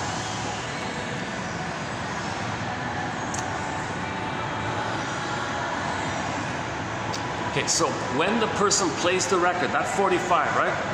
The point about the 45 is that there's only one song on the 45. Side B is the same song as side A. Oh yeah, I discussed a new song yesterday, the Freebird song.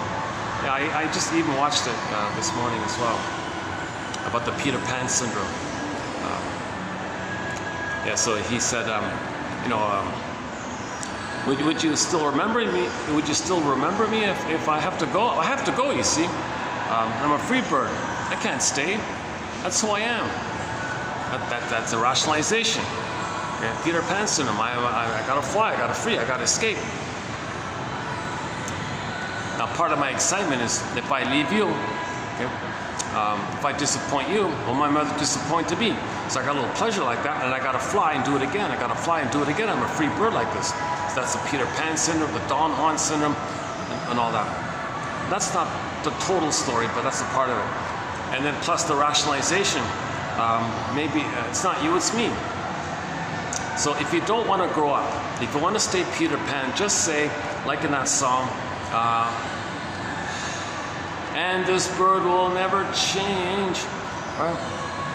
So the handy motto to not grow up is, I was like this, I am like this, I'll always be like this. Okay, that's very cute, and you don't have to face growing up, you don't have to face healing, you don't have to forgive your parents, you don't have to understand your parents, just keep it simple like that. I'm a free bird, and that's a defense against affection, tenderness, healing, learning, if you're just bouncing around all the time. So we talked, there's a little more to it, I won't do it again here, but I didn't know their story. Yeah, they're basically a two-hit band wonder, right? A two-hit band wonder, that one there, Freebird and the Alabama song, right? I didn't know about them at all. Like I just found this morning that there was some kind of plane thing. The head guy said, let's rent this plane. But if the clip is correct, that plane was rejected by previous bands due to problems. Oh, no, don't worry about that, we'll be fine. But wait a minute, the the previous bands don't want to hire this plane. They don't want to use this company. They don't want to use this plane and all this because there's something dodgy here. Oh no, don't worry. I don't got time to find a new plane. Just take this plane. And they took it. And sure enough, some of them didn't make it. That guy himself didn't make it either. Some survivors, some goners. I didn't know that story about them, Jesus. It's a good song for sure, yeah. So Free Birds are basically the Peter Pan, don't want to grow up. That's my interpretation of it for the time being. And the Jungle Love, another good song. But that's just about a defense against tenderness and affection. Okay, meaning that the feeling side and the tenderness side and the affection side and the mammal of it all, like the warmth of it all, that's missing. So go back to the Jungle Love. Isn't that fun? I got a free crate of papaya. Food. Survival. Yeah, monkeys, papaya, jungle.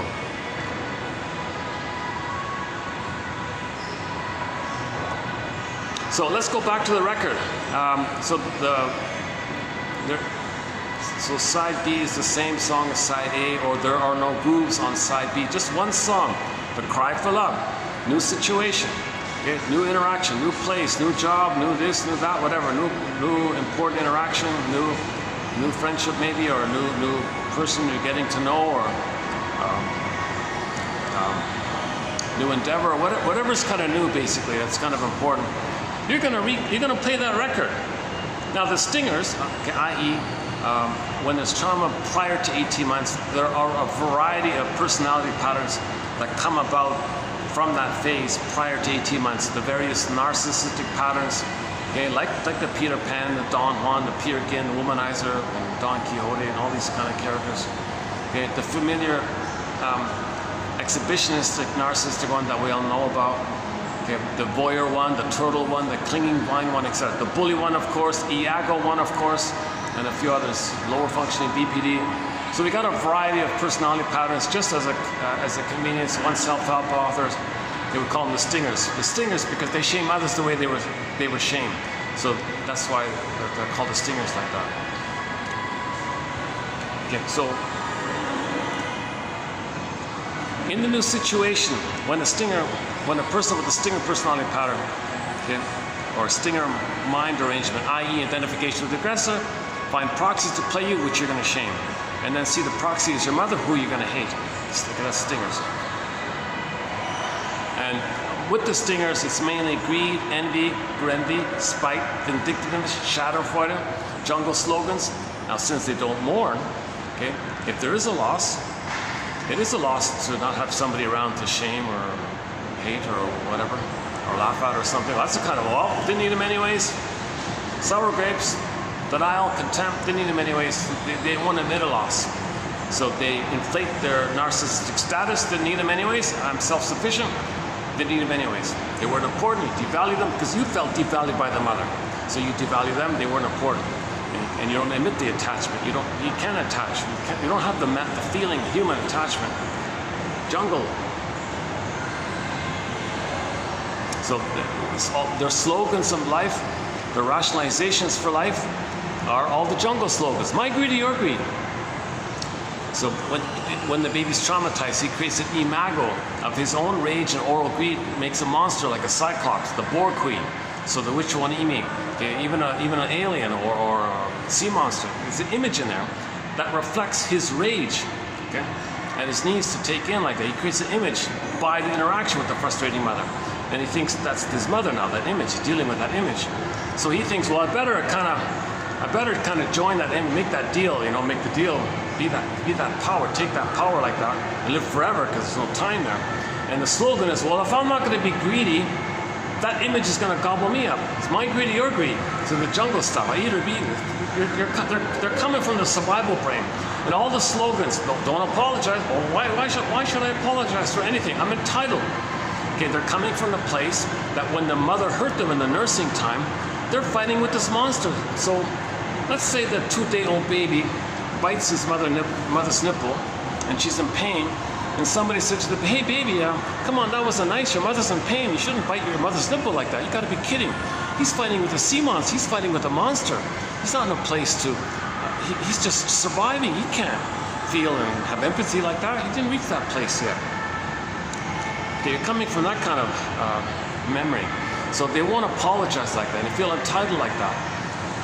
Okay, and so the slogan is no regret, no apology, no admit, no feel, no free association, no I statements, okay, no vulnerability, no trust, no affection. So just jungle stuff, right? Just survival like that. And it's addictive. All this stuff is addictive. The little white flower called the narcissus flower, it's addictive. And their status is always to shame others, to feel back in the uterus that they're little king, little god, and that's their only identity. So they're dependent on shaming others. They need to shame others to feel important inwardly like that. They want to feel a somebody. So the muffler commercial, be a somebody. Well, if they're coming from this place, yeah, I'm a somebody, like that. Now, healthy people can use that commercial. Well, yeah, I want to be a real somebody. I want to, not just like a, you know, like a famous person somebody. I want to be like a personhood somebody. Now, if they have that, they're not going to be interested in the commercial, really, right? The healthier side wouldn't be drawn to that, right?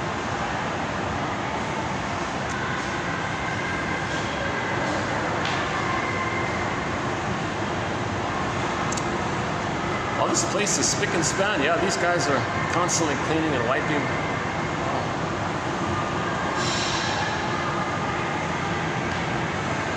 I think they're preparing for some kind of opening soon here. Things are gonna open up here soon. So I won't be able to use this for too long.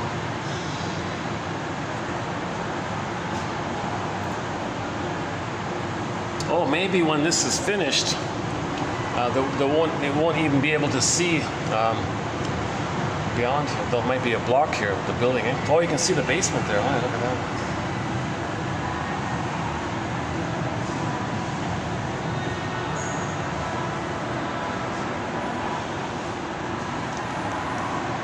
You know, one thing these guys have is they don't have prenatal trauma.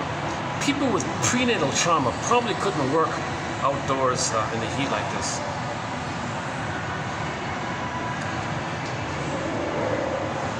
They'd be sweating, they'd be out of breath. They couldn't do it, right? So the one.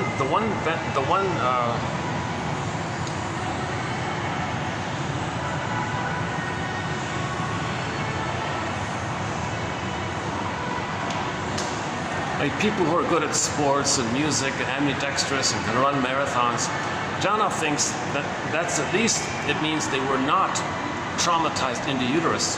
Because if you are traumatized in the uterus, prenatal trauma, you might not be good at, you won't be a good dancer, and things are too whacked, so you won't be a good dancer, understand the language of music. Okay,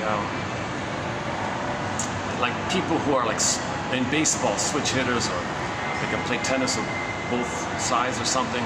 They're kind of balanced like that. They got that good flow and balance, and they can dance and flow and rhythmic and all that. That implies that they were not traumatized in uterus, he says. A very good batch of quotes. We did a special run on the work of the famous 70s psychologist Arthur Janov, 27, 45 to 70. Is that right? I think so, yeah. It begins with the first video of this year, 2024. That video, January 1st or 2nd, 2024, it starts there, and then 26 videos. That 26 set, that's a very good 101, Janov 101, Psychology 101, Psychoanalysis 101. It's sort of a self-contained kind of orientation a little bit. It's really good. And then the follow-up material is important as well. So we got a thread on anxiety, a thread on timelessness, a thread on translogic, a thread on the emotional triangle, Bury Bowen's, a thread on each of the personality patterns, a bunch there, a thread on each of the major defense mechanisms, a bunch there, emotional eating, the body bears the burden, myths and fairy tales, TV show, film quotes, and so on. We've got a lot of fun material, informative material, helpful material. Because why? Because we gotta build our ego. We gotta build We got to repair and build the ego. And just like when that building is complete, it'll house people. When we build our ego, it'll house our feelings, ourselves, our beingness will come back, our Penelope will come home, like Snow White. You'll be housed by Snow White and Rapunzel. Just like that building will house people, our ego, strong ego, will house our soul, kind of thing, like same idea. One second.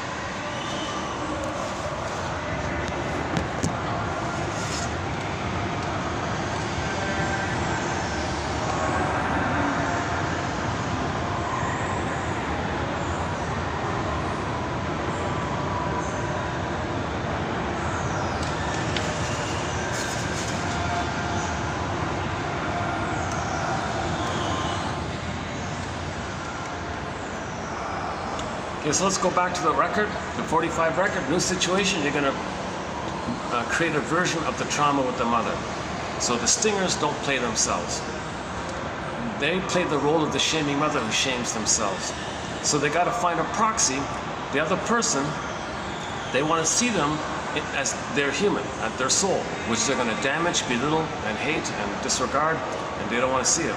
They want to treat them the way the mother treated them because they're the mother, and that's their trauma bond, that's their traumatic attachment, and that's them having a mother, that's needing a mother, and they can't leave her because to leave her, it would feel like you never had a mother, and all the immense anxiety called abandonment depression or persecutory anxiety would come up.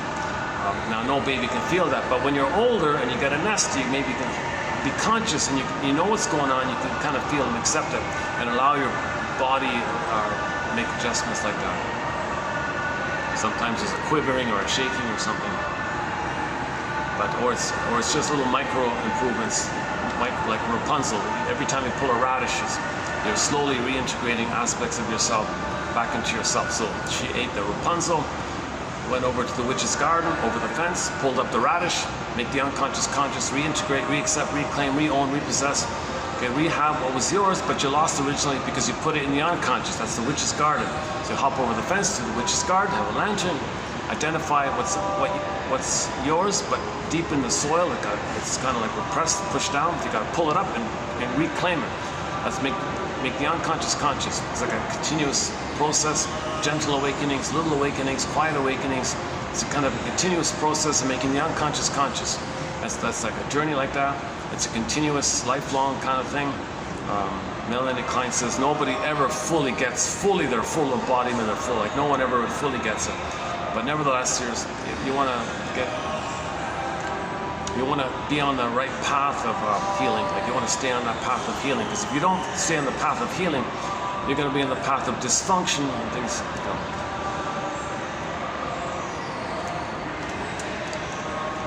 Okay, so when the stinger plays when the stingers replay the record, they shame others the way the mother shamed them because they became the shaming mother, because that's attachment theory. They gotta have a mother. Doing this that makes them loyal to her. Okay? This dysfunction means loyalty to the mother. This dysfunction is addictive.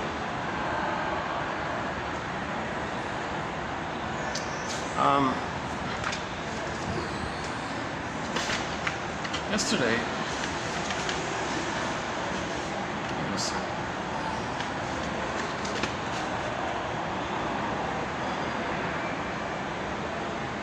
where's that one from? Hold a sec. Let's dig up that one.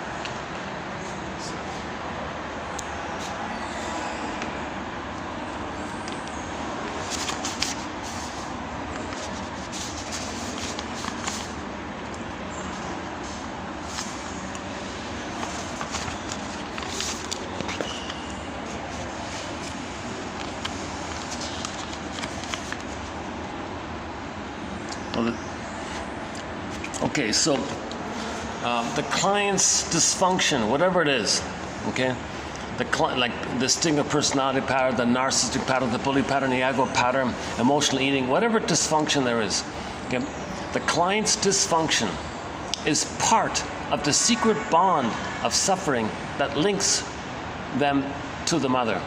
It is part of an unhealthy identification with her, a pathological mode of attachment. Okay, now for some clients, dysfunction or any other symptom of attachment trauma, depression, including depression, is proof of the wrongdoing committed by the parents. They unconsciously refuse to get well because being well, being healthy, means letting the criminals off the hook. Wow. They publicly display their suffering as protesters carry banners at a political rally against injustice. Yeah, so Roger Gould's version of it is the woman who's obese and all this. It's like a billboard. Look at the injustice. Look at the trauma. Look at the crime committed on me. And she makes the obesity as a billboard like that, like these billboards. She's like a walking billboard. Look at the crime inflicted on me. This display of the symptom is like a billboard, he calls it.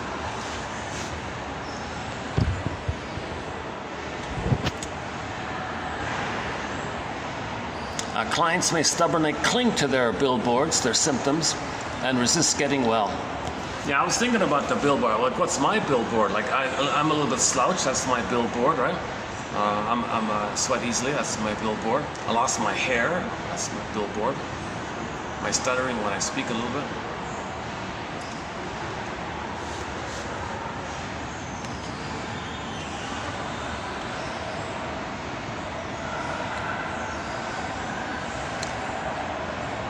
All too often, clients feel as if forgiving their parent is tantamount to condoning their awful behavior. They fear that if they forgive, they might be saying that what their parents did was somehow okay. So they hang on. Billboard, they hang on instead with the symptom continuing to breathe life into this dark place because forgiving feels like they are betraying themselves. What? Let the criminal parents off the hook? And deny how I feel about it? I'm betraying myself now. I don't want to betray myself. Denying forever the voice of the child inside them that weeps and wails for recognition and validation. They're waiting for validation and recognition of this. They never got it. A clue that they never got validation is that when their friend tells them that they're upset about something, oh, get over it, they invalidate it, squelch it, negate it. Don't be such a, play the song Get Over It. That's kind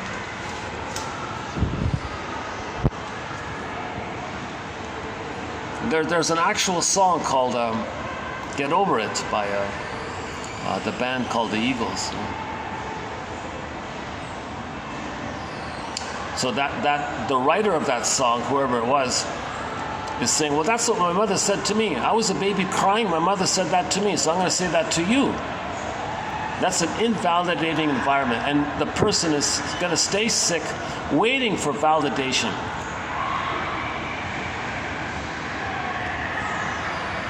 Waiting for recognition. It is only in working through all the complicated issues that are inevitably encountered on the road toward forgiveness that these wounds can be explored and dealt with, re-understood in the light of today, and then reintegrated into the self.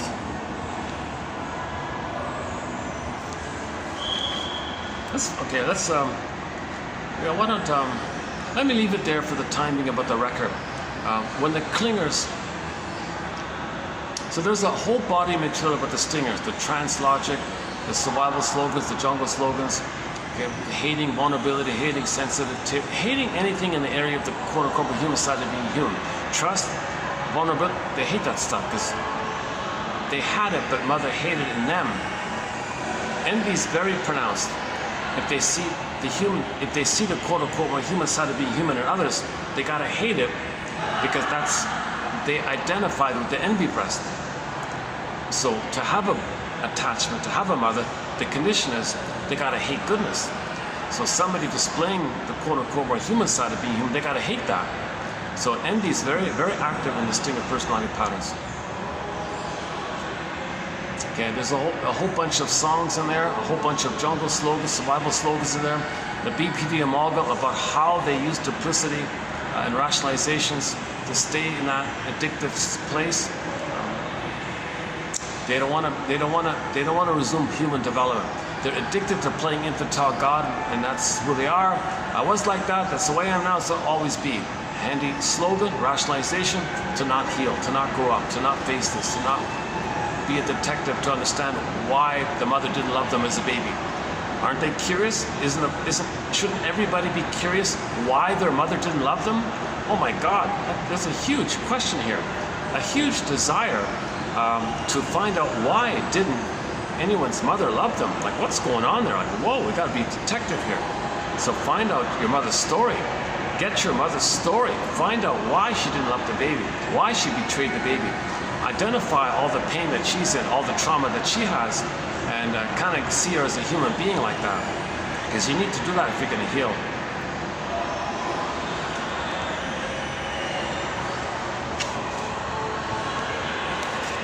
Okay, I didn't even mention about the clingers. So trauma post 18 months, when they replay the record, they play themselves. They don't use proxies to play them to shame like your stingers do. They just maintain the original setup. They play themselves and just expect others to disappoint them and not help them finish their development. So they're disappointed life. So they're more childlike, but they're still in the human kind of area. Stinger said, forget the human stuff. I just want to play infantile God, narcissism. It's a little different like that. The shorthand summary for this is, if the slogan is, I'm okay, you're not okay, that's a stinger. The clingers say, well, no, I'm not okay and you're okay. All babies begin with, I'm not okay and you're okay. Why does that happen? Baby's trying to make sense of the situation. Baby's trying to make sense of a senseless situation. If he's in pain, he thinks, is mother punishing me? Did I do something wrong? Jesus Christ, that again. God, they really. Did you ever do that? Like you're watching something and an ad comes on, they shock you. Like they know they got like a fraction of a second to grab your attention, to stun you, and to give you the image, subliminal image, thinking that you'll buy the product, that you'll know the product, and you'll think that the product is your mother, and you want to have a mother. What a shocking stuff, eh? It's a disturbing kind of thing that's going on.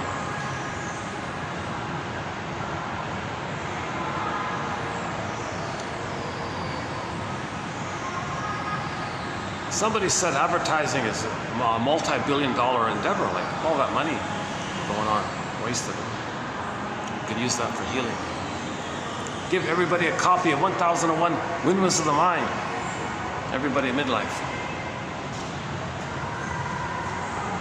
Give everybody a copy of the comic psychoanalysis, a good 101. Have like a bundle, a nice bundle of material. Masters from Karen Horney, our collection. Okay, the comic psychoanalysis. A few others.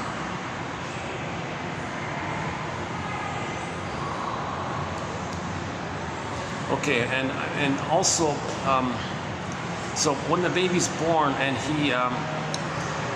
he doesn't get his needs met, he's in pain, he thinks being rejected. Does he think, is it because he's defective? Is it the mother's disappointed, doesn't want him? So he thinks he feels bad like that. Plus the pain of it all, he thinks, geez, am I being punished? Did I do something wrong? Plus the baby thinks, wait a minute, I can fix this. I'll save the mother. I'll cure the mother. I'll heal the mother. I'll make the mother be a loving mother, because the baby needs a loving mother. He's got infantile megalomania. He thinks he's a little God. If he's a little God, why can't he save his mother? He needs a good mother anyway, so why can't he save her? He fails in the task. Oh my God, he failed. He feels guilty, unconscious guilt. So the conclusion is all babies begin with the belief they're like a little judge. Well, to figure this out, to make sense of this, I'll be like a little judge. Fairbairn calls that the moral defense. The baby's going to be like this little judge, the baby with the gavel. All right, I got to make sense of this here. All right, I'm no good. Click.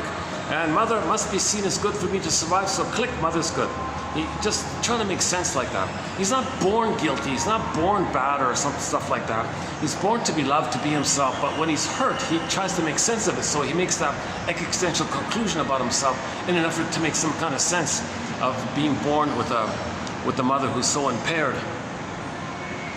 Emotionally immature mother. He's trying to make sense. So he temporarily figures, well, I guess the way to make sense of this is I must be no good somehow. But I need to see the mother's good to survive, even if it's a lie, even if it's all made up. So all babies begin with, I'm not okay, you're okay. Now if the trauma is very severe with the mother, it's a strain again and again and again and again, and many times a day, baby can't hold on to it anymore. He gives it up. All right, forget it. I can't do this anymore. I can't stay on the human track. I can't do human development. I can't stay on the progression towards the conclusion of I'm okay, you're okay, psychological birth. His development is arrested. Stunted development, development arrest, he's fixed in some kind of frozen place prior to 18 months if the pain is too much. It's a strain again and again. So if the trauma is like that, okay, before 18 months, he does the drastic thing, a very drastic thing of saying, okay, forget about this humanness business. I'm going to give it up. It's going to be repressed, split off, denied. I don't want to know it, but it's projected. So he'll say, others can have it. So others are no good. He's talking about himself. But to be unaware that he's talking about himself, he says others are, it's called projection, so he projects that. So he says others are not okay. What's left of him? Well, he goes back to the universe where he's a king and a god and takes that. So his new mindset will be, his development is derailed, right? He flips it. I'm okay, you're not okay. That's wacky stuff.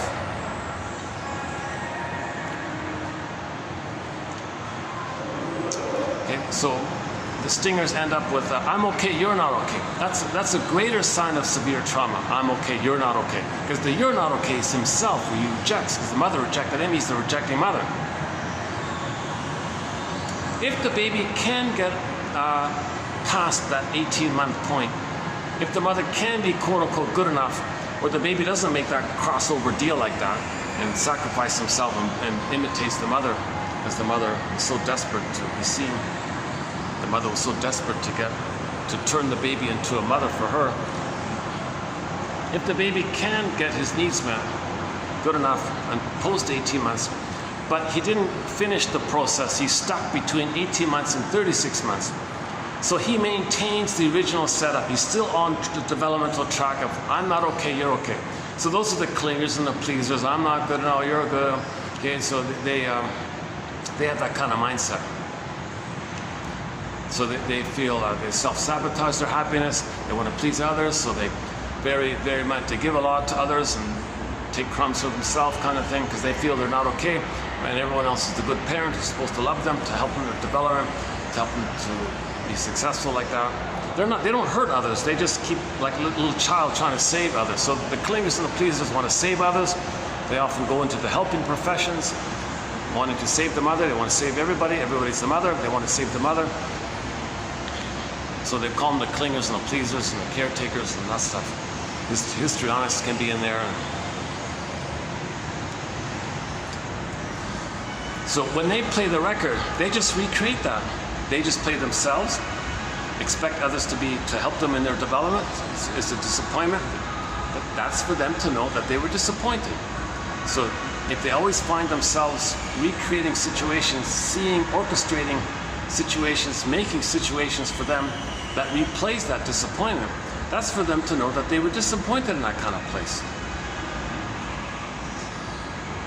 Now, if two clingers get together as friends or as a couple, in their conscious, they can grow together, heal together, because they can make I statements. They can free associate. They do accept their soul is the human soul, the quote-unquote human side of being human. They accept that beingness side.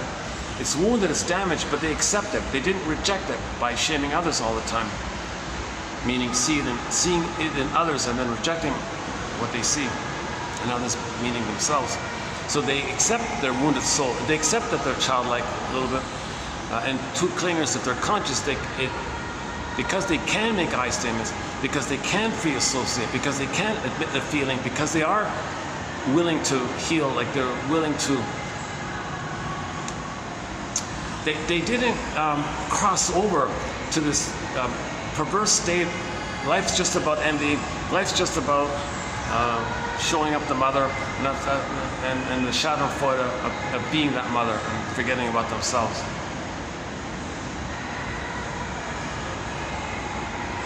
I'm finally starting to cool off here. My God. Okay, I figured it out. Next time I come here, I'm gonna really cool off somewhere. Get here, then I won't have that delay, but I'll have the stupid ads. Jesus.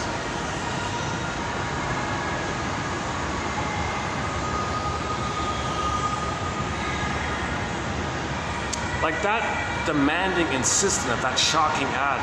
That's like the mother shouting at the baby. That's the abuse. That ad is kind of abusive. That thing that's showing. Some shocking again and again, flashing. It's like the mother was screaming at the baby, "Stop crying, stop crying!" All this craziness, all this disturbed stuff. Oh wow! Oh, we got the welders. Yeah. That's interesting work, eh? Those welders make big bucks apparently, eh? Those welders, eh?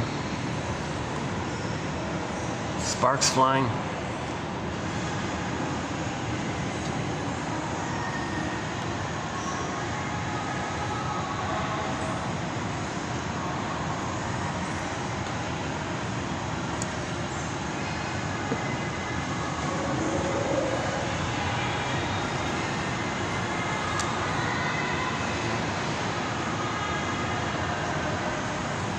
Okay, so the shortcut is ironically saying, "I'm not okay, you're okay." It's actually a little bit psychologically less wounded. The more wounded is, "I'm okay, you're not okay." That's actually, maybe at first sound, it sounds a little off. If the person thinks they're a little God and their own humanness, they got to see and reject in others, that's more disturbed stuff. It's perverse thinking. It's psychotic thinking. It's more disturbed like that. The middle one is, well, I'll maintain the original setup that I'm not okay, mother's okay, others are okay. Now the healthy, the healing, the psychological birth is, I'm okay, you're okay. We're all members of the same earth family. We're all members of the same traumatized Homo traumicus family. We're all Africans, basically. We're all still cousins, basically. We're all from this one big, massive family. We're all from this one hominid that grew the cortex. Only one hominid grew the cortex. The Homo sapien, we all know that. And it took us 1,000,000 years to grow the cortex. So before we had the cortex, we used to call ourselves, well,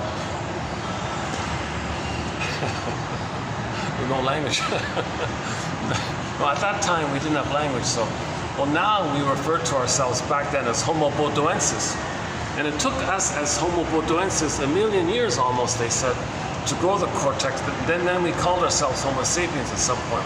But then 10,000 years ago, we accidentally traumatized ourselves and became a traumatized version of ourselves. But we're still from that same Homo sapien family.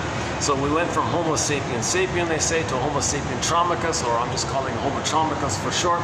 Someone calls it Homo economicus, Homo short-sellicus, Homo neuroticus, Homo dysfunctionalicus, Homo secret-psychoticus, Homo anxieticus,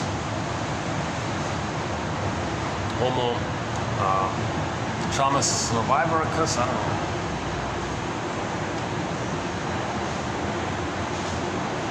Oh my God, these guys. Well, I didn't realize how much cleaning is constantly taking place.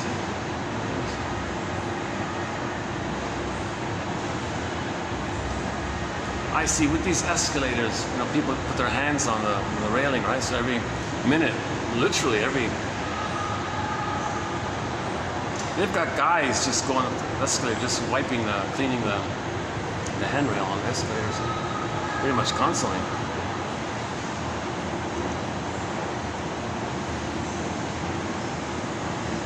There's an invention idea. An invention idea. How would that work? Could there be some kind of automatic self-cleaning way? Yeah, why not? When the rubber goes under, why doesn't it clean? Yeah, that would make sense. When the rubber part, right? Let's see. Yeah, so here's the railing, right? Here's the railing. So when it goes under, you got the brush there. Why doesn't it clean constantly? It should be constantly be clean, right? Well, maybe they want to clean in between, like in between it, like before it gets a chance to do a full circle. Okay, well, I'm getting off topic here. Okay, let me just pause it here for now. I feel badly because I'd like to include more about the stingers and more about the clingers, and if the clingers get together, and if the stingers get together, and the stingers, we got to go into scapegoating and translogic and taking turns playing big shot. There's a wealth of material about the stingers and also with the clingers, and if the clinger and the stinger get married, that whole area. That's interesting, right? So let me first, today's course is kind of light. It's just two self-help quotes from a self-help author. So today's quotes posted below are kind of really on the light side. So what I want to do at this point here is I want to pick up from yesterday's topic, which was an extension on forgiveness. Why it's so hard to do forgiveness. And I talked about that.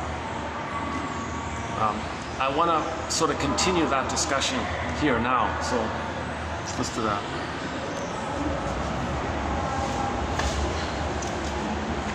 Okay, so this comes from so I'm going to do now a preview of 88. Let's I can find it again. So are we? Oh, oops, still recording. What's that? Still recording. Okay. Okay, so 2884, the first one about the condoning. You don't want to condone it, right? And you're betraying yourself, right?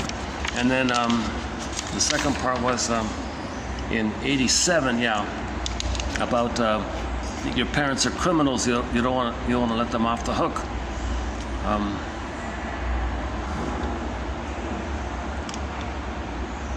Okay, so basically on that, I just want to continue on that part. So here we go. Yeah, here we go. You're 88. So here we go. Here's a preview of 2888. And this is a good example, follow-up of yesterday's material. So here we go. From the book, Shrink Yourself. Shrink Yourself. Analyze yourself. Analyze this. Analyze this.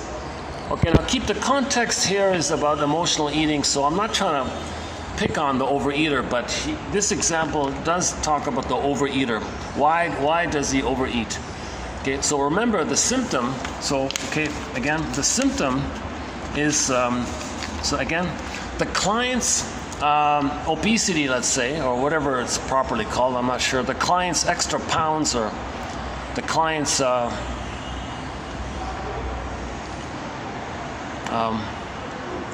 can I say obesity? Is that still okay? The client's is extra pounds. Is that no? Can't say that, right? Can you say that? The client's is overweight. Can we say that? Wait a minute. The client's is large size. Can we say that? The client's is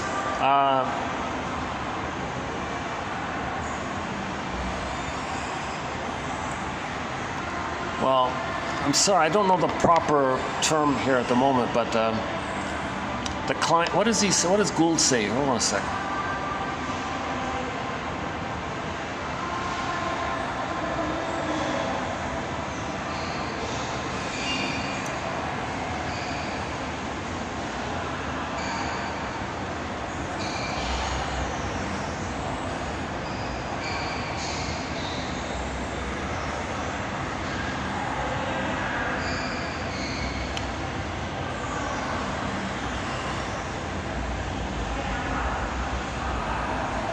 Getting fat. He uses the word fat here, getting fat. Why can't I say the word fat? Is that wrong? Okay, if he can say fat, then I can say overweight. All right.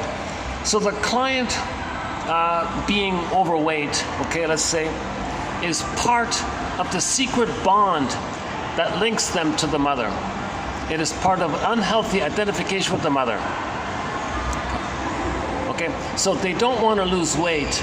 Okay, they don't want to be healthy because that would mean letting the criminals off the hook. Okay, so the obesity is telling everybody it's a billboard of the crime. They're protesting. There's the billboard, basically. They publicly display their obesity, just like protesters carry banners at some kind of rally, some kind of political rally against injustice. they cling to this symptom and they don't want to get well, or they resist getting well.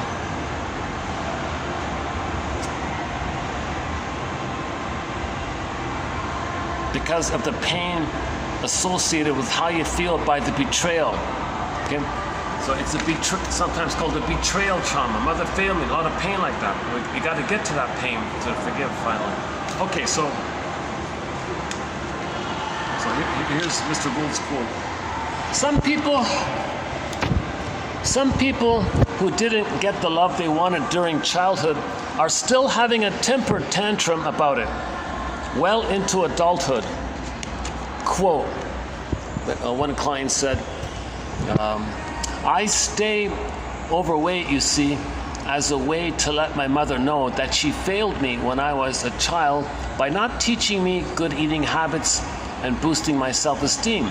I'm proving to her that I'm fat and damaged and that she should have been there for me as I was growing up, unquote. So this parent, he said to her, I think, this parent became, in general terms, this parent became your enemy way back in the ancient history of your life. So the parent is the criminal, right? The parent is a spiritual, immoral psychopath, like an alien, a sea monster, a creature in the baby's imagination about how he felt about her. Remember, he's dealing with the image of his own feelings about her, not hurt actually. So you keep that in mind, right? So this parent became the sea monster or the boar queen back in the ancient history of your life. So again, when the baby's being traumatized, he's in rage. He's supposed to kind of receive. So the mother is enraged, trying to take him in. That's a symbol of how he felt and his needs. His rage and oral greed makes a picture, and he thinks his mother's that, and he's dealing with that. So he thinks his mother's that image. He's relating to that image. It's not his mother. He made an image as a midway point, compromise like that. It's related to not getting too much stress hormones.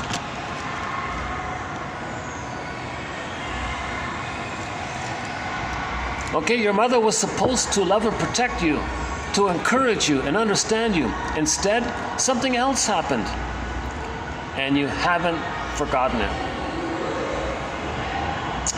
You have a giant score to settle. Now you're an injustice collector. Now you're a grievance collector, grievance collecting. Got this score here. Even if that parent now feels guilty and makes sincere attempts to apologize, your anger doesn't abate. Too little, too late. Even if that parent has already passed away, the fury still festers inside you. You feel wronged, that you were damaged in some permanent way, and you're stuck with this need to get even. Is that right? Okay. For example, Diane made a decision years ago to spite her fastidious mother by gaining weight. She feels that her mother deprived her in every important way, preferring her sister instead. Okay? So Diane was scapegoated, and the sister got all the attention because the sister was going to redeem the parents, save the parents. So she was the star, she was the hero, but the pain went to Diane.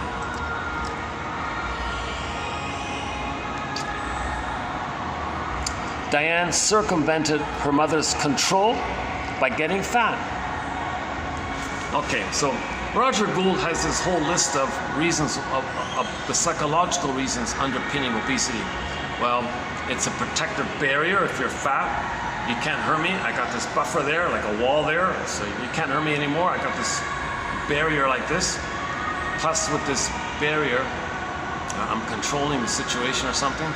I won't be vulnerable anymore. It repels people, maybe. Back off kind of thing. So this is the child psychologically trying to protect himself from the impinging, demanding, abusive mother. Plus, when you do that, you feel important. It inflates your feeling, I can do it myself now. My infantile megalomania, now you feel a neurotic pride by it. So you have this obesity, and I'm proud because I can protect myself. look at me, and like that kind of. So it fuels that belief that you're a little god in the king in the uterus. You feel proud. I'm a king like this, huh? This kind of thing. What's the other one? If it's about intimacy, well, no one's gonna be attracted to me, so I push off all the guys. Okay, that's another one he said. Plus, it's the fantasy that they can fill up with food. Well, that's mother's love. They want mother's love. They feel empty. Well, the food can be mother's love, so I've got mother's love all the time. So they're carrying around mother's love, they think, with the symbolic of mother, food being a symbol of mother. Is that one of them? There's more. He's got like a whole long list of them. And actually, I posted that list about 3 years ago. If you type in GOULD in the search engine for the earlier time, you'll find it.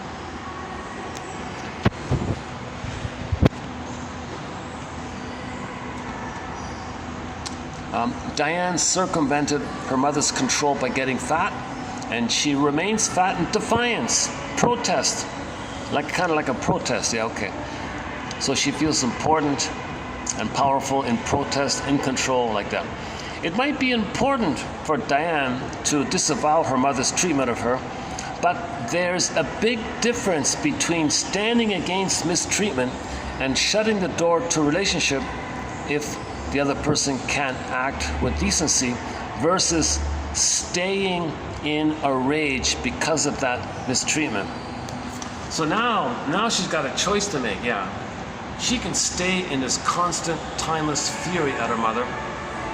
Okay, that's one way, and she thinks she's important, she's in control, that's her identity, that's her power. No, that's rebellion. You're just in constant infantile rebellion. That's not your authentic identity. Or you can look for your authentic identity.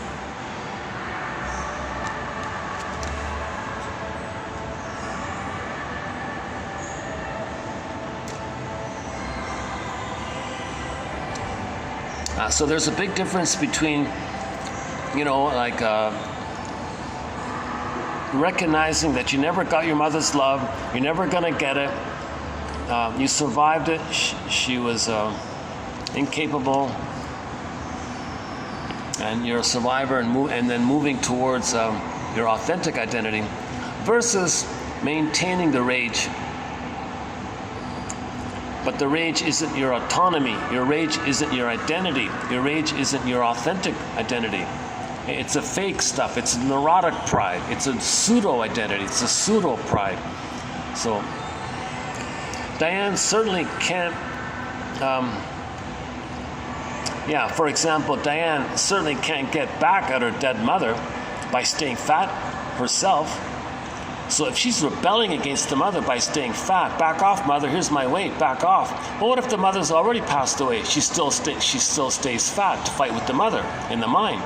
She's not being realistic here. She's still with this timeless anger with her mother, even though the mother's not around anymore. It doesn't matter. It's in her mind. It's the memory. It's the burned-in memory in her brain that she's dealing with.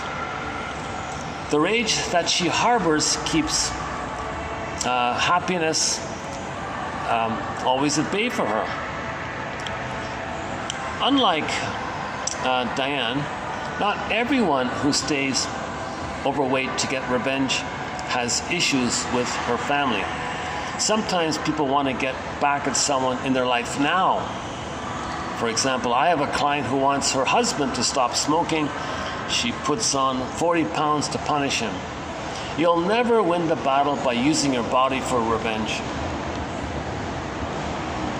Really? The man's going to stop smoking because his wife gained weight? Okay, next part here. You might not want to let the perpetrator get away with hurting you, but it doesn't help you to hurt yourself. So you think hurting yourself is punishing the other person? That's not going to work. Enter that show, the Nashville show, the country music show. There's a line in there. The guy was upset that the girl dumped him, said he was being self-destructive, and she said, "You're trying to punish me by doing all this? Don't try to punish me by hurting yourself." That's what he was doing, right?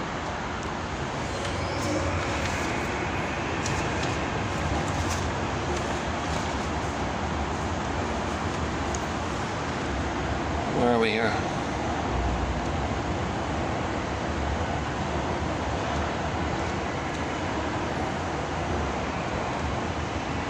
If you have grievances that started decades ago, you may still be fighting inwardly, holding on to horror stories that you've never revisited for accuracy or meaning. See, the baby thought the mother's a boar queen, a witch, right? Well, hang on. That's the image you made about your feelings about her. That's not accurate. Now go back and have an accurate thing. So what you're doing is, if you don't, you're interpreting your current experience with the same mindset you had as a baby. But the baby sees things way differently with primary process mentation, with Alice in Wonderland thinking, than the adult does. It is time to stop using your bulging belly as a billboard. Oh, there it is. It is time to stop using your bulging belly as a billboard. Okay, next one here. Confusing this feeling of defiance and rebellion with true independence and autonomy. Yeah, so the woman rebelling with the bulging belly. Look what my mother did to me. Look at the criminal my mother is. I'm controlling a thing here. Look. Okay, that's rebellion and defiance. That's not genuine personal autonomy and personal freedom and personal emotional independence. Okay, next part here. To use food as a substitute for autonomy. You also can see how irrational it is to use food in this way. Your 12 donut a day habit will never lead you to the one person who will love you the way you wanted to be loved when you were a baby. It won't punish the people who hurt you in the past. How the rebellious self drives you to use food as a substitute for personal autonomy. Eating to defy or punish someone only gives you a false feeling of power, and that's not real independence. Okay, so being dysfunctional gives you a false feeling of power, a neurotic pride, a pseudo pride, a pseudo aggression. It's a fake stuff. That's not personal autonomy. Okay, the next one's about feeling empty. The next one's about disassociation.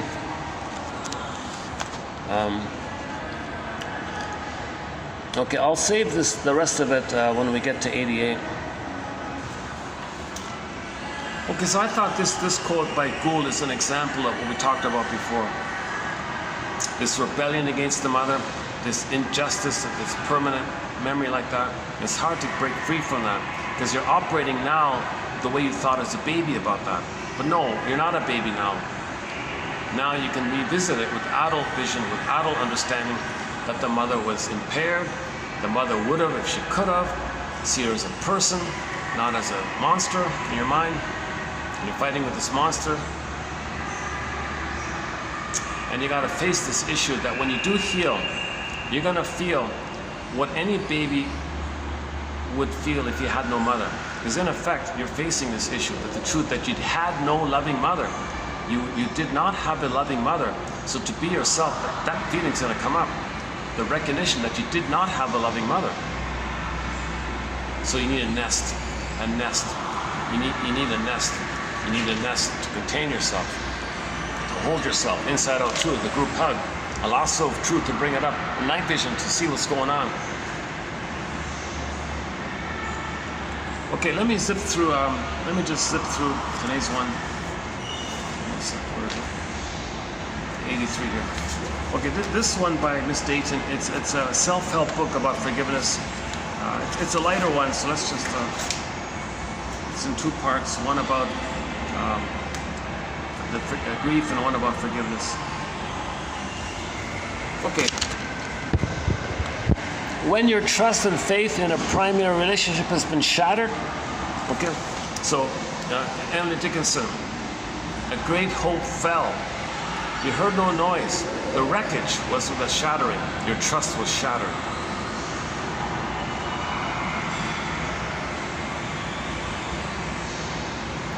The baby has a basic trust. That's gone. He was betrayed. He will never trust again, right? Maybe. Simple Pavlovian classical conditioning because of the pain. When our trust and faith in a primary relationship has been shattered, we need to feel the pain and anger that shattering causes in us so that we can heal, move on, and trust again. So we got to grieve. Okay, the point of all this is called grieving, mourning. If we can't grieve and mourn, it's called melancholia, pathological mourning, the derailment of the grief process, complicated grief, aggravated grief.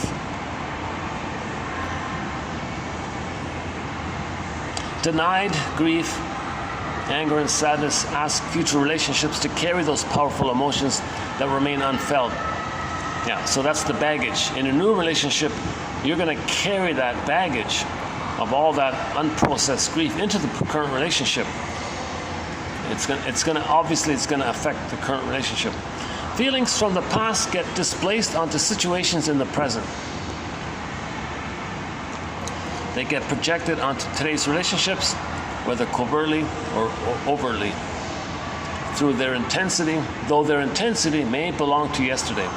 This burdens present-day relationships and makes it harder than it might otherwise be to work through the problems that any relationship faces.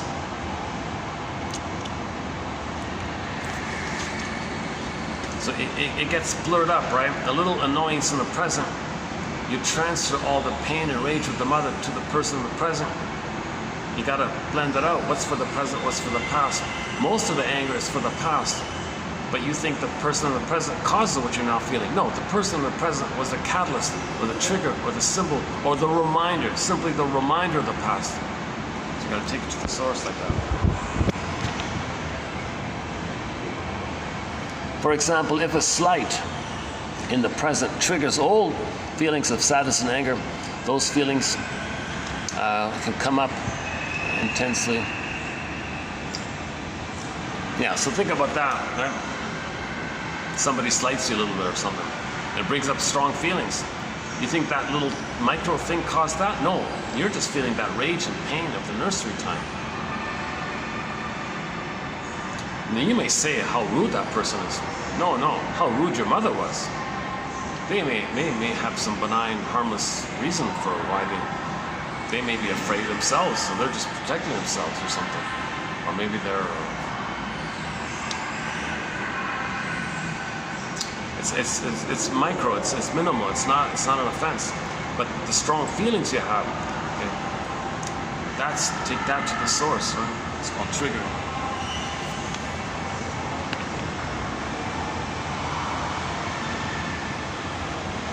Yeah, so all of the strong feelings belongs to yesterday. Or sometimes we just shut down and withdraw. Okay. And it's unconscious. Circling the situation again and again, hunting for evidence, not recognizing that the reparation we yearn for belongs to a time and a place that will never come again. And the wounded child or person demanding it will never be satisfied with any amends that will be extracted from the person in the present. It's the wrong person, too little, too late, and it's the wrong person, so you're still confused. So no matter how nice your partner is, it's not going to correct what the mother did back then. This is one of the ways that the past recreates itself in the present. We need to feel our pain and link it to where the wound began, teasing out the meaning we made of the original situation, which we may still be reliving and living by today. Grieving allows us to separate the past from the present so that today is not darkened by the shadows of yesterday. There is a purity to real grief. It cleanses us and puts us back in touch with what's real, our personal truth now.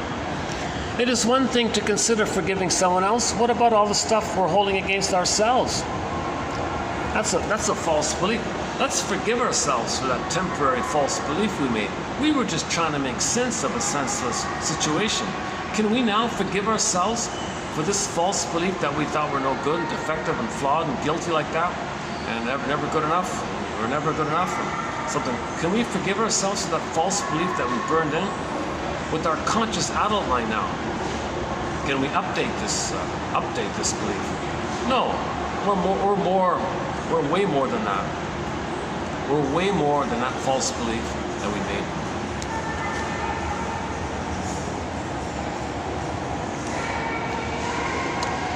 Do we owe ourselves the same consideration we may be giving someone else? Okay, so her point is, let's forgive ourselves. Give ourselves the consideration. And understand that we were born decent, we were born good, born to be loved. Keep this in mind. Somebody said that the odds of you being here are 1 in 400 trillion. Okay, like wow. Okay, so nature chose, like that's pretty special like that.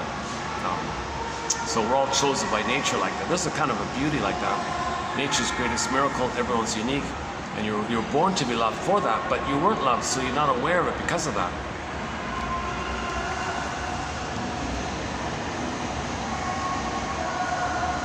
We hold ourselves responsible for pain that the mother caused us, even though we could do nothing to change the situation. And of course, the baby didn't deserve to be abused, obviously. Emotional and psychological pain is held in our bodies, recorded in our neural networks. This is why when we're scared, anxious, or angry, we have physical sensations, the visceral sensations, muscle tension, shortness of breath, stomach churning, etc. Sweating is in there. Working through emotional and psychological pain toward forgiveness allows our bodies as well as our minds to let go of pain. This is not to say that all physical pain is emotional. Most of us know the feeling of self-recrimination, being mad at ourselves, and how it makes us feel in body as well as in mind, even if we tell ourselves a rationalization, make up some story. Rationalization in an attempt to explain away. Our bodies know the truth. So you can't lie to your own body. You can't lie to your own past. The conscious can't lie to the unconscious. No way. The power differential of this area, Berger has the metaphor about compare the power of the guy who owns a bunch of buildings, let's say, but you don't see him. He's on some yacht somewhere in the Virgin Islands or something. You don't even know who he is. He's never around. You don't see him. Versus the power of the doorman whom you see. Bergler says the doorman may be a little braggadocio or something. So who has more power? The owner of the whole complex or the doorman at minimum wage or something? Well, that's kind of like us. Our conscious is like that braggadocio doorman who thinks the owner is so important like that. The unconscious is like that invisible property owner on the yacht like that.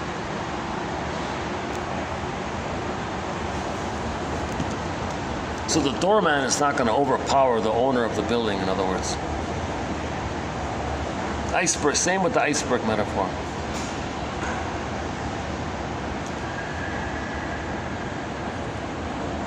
Although at the same time, rationalization is created by the pain to make us unaware of the pain, and that's the owner is doing that. The unconscious is doing that, and we believe the rationalization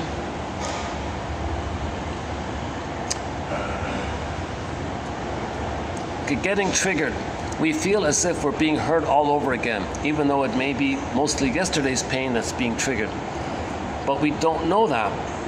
We see it as belonging to today's offense, to the slight. No, it's to the past. And then we get caught in a negative feedback loop in which the stress chemicals in our bodies stimulate painful memories, and the memories stimulate more stress chemicals. Now you're triggering yourself in a negative loop. This becomes a place that's tough to get out of, and our thinking can become distorted and fuzzy. Our bodies and our minds are interacting in a way that sinks us further into a stuck place. This is why we need to resolve these deep emotional issues that we may be carrying from our past Otherwise, we interpret situations today through yesterday's distorted lens, seeing current situations as the sole cause of our emotional upset, placing ourselves repeatedly at the center of our old pain. And if the meaning we make of the situations in our current lives is based upon the meaning we made as helpless children in circumstances we could do nothing about, we may also live by those old interpretations. Our bodies, minds, and spirits are living off an old script.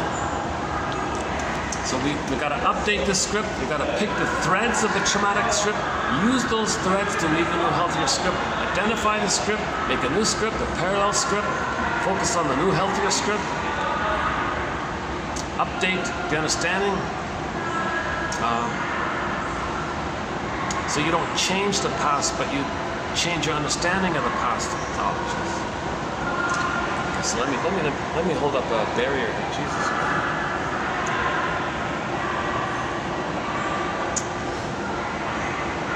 That's one of the most. See that shocking ad. They feel entitled to do it. My mother was entitled to abuse me. I'm going to abuse you. I feel entitled. I'm going to shock you and disturb you, and I feel entitled. Yeah, Italianic. Mother did that to me. I'm doing that to the world.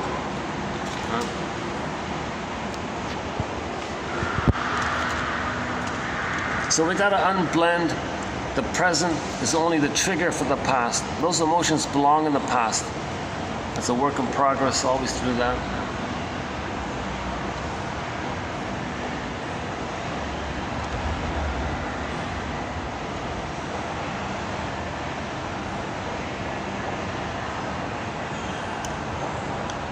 Yeah, so one lady had a hard time linking present and past.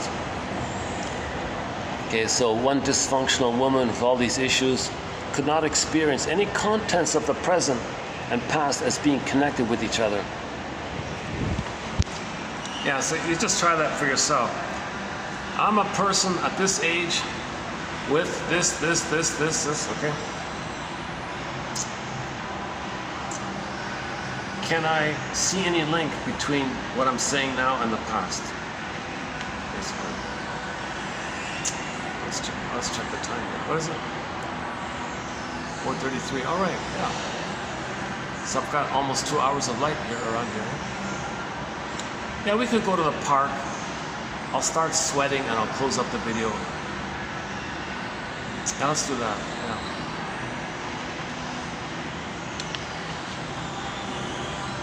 Just give me a minute to pack up here. These chairs aren't too comfortable. My God, yeah, I thought. Oh my God, these.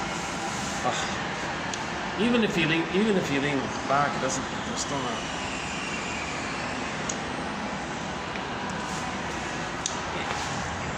Like they're meant. I think they're too small, and like the back, the rest thing is too low, right?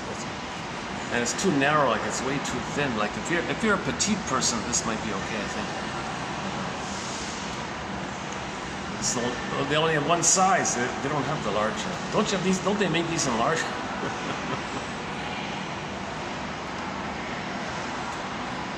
But it's light. It's kind of light. Like you can carry it easily. Let me try. Well, if I sat like this, am I? Let me experiment here for a second. Hold on a second.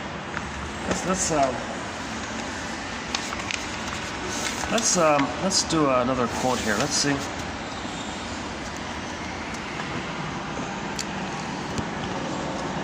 Okay, one by Robert Bly coming up. If the ancients were right that darkness contains intelligence and nourishment, okay, meaning the unconscious, your denied self, your secret self, your soul, your beingness. It contains, if the ancients were right, that what you don't know about yourself contains a lot of your soul, basically, then the person who has accepted their quote-unquote shadow is more energetic and more intelligent. How does one go about eating the shadow or retrieving a projection practically? Well, for the man, when he figures out which woman or women are holding his, let's just say, power, he can go to that woman, greet her cordially and say, I want my power back. Give it to me, please. A curious smile will come over her face, and she may hand it back or she may not.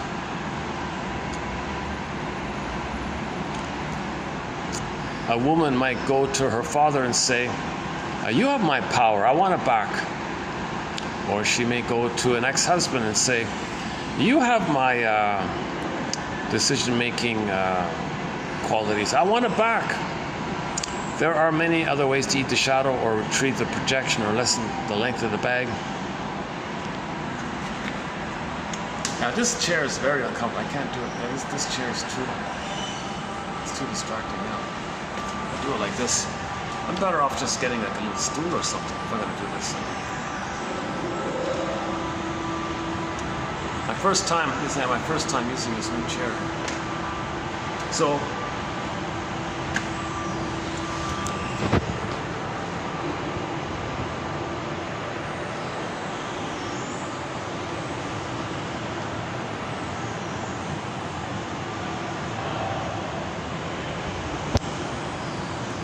it was just a fun little exercise to help a person admit that what they're saying about others is theirs. So think about what you might be saying about another person. That's emotional, that's strong and emotional, let's say. It could be golden. Very often it's golden. Okay, so that person is confident and creative and funny or something. Okay, so you think that about that person. Okay, so like one of your friends, so you call up your friend. Hey friend, I didn't really want to own in myself my own creativity, sense of humor and confidence. So I thought you had it, and I treated you like a psychic safety deposit box because I felt afraid to own it myself. So I put it in your psychic safety deposit box. You have my projection. I think you are confident, creative and funny, and you know what? I want it back. Give it back to me. Sure, of course. It's just a way for you to admit yourself that what you're saying about it belongs to you, like that. So that's his example of eating your shadow or owning your projections. When you eat the shadow, like you're integrating, you're accepting. He means it like that. You're making it back a part of you. It's become part of you when you eat it. He means like that. Like in the Rapunzel, when the lady eats the Rapunzel, she's making it part of herself. So what was denied about her was in the witch's garden, and she ate the Rapunzel. So she's owning her shadow.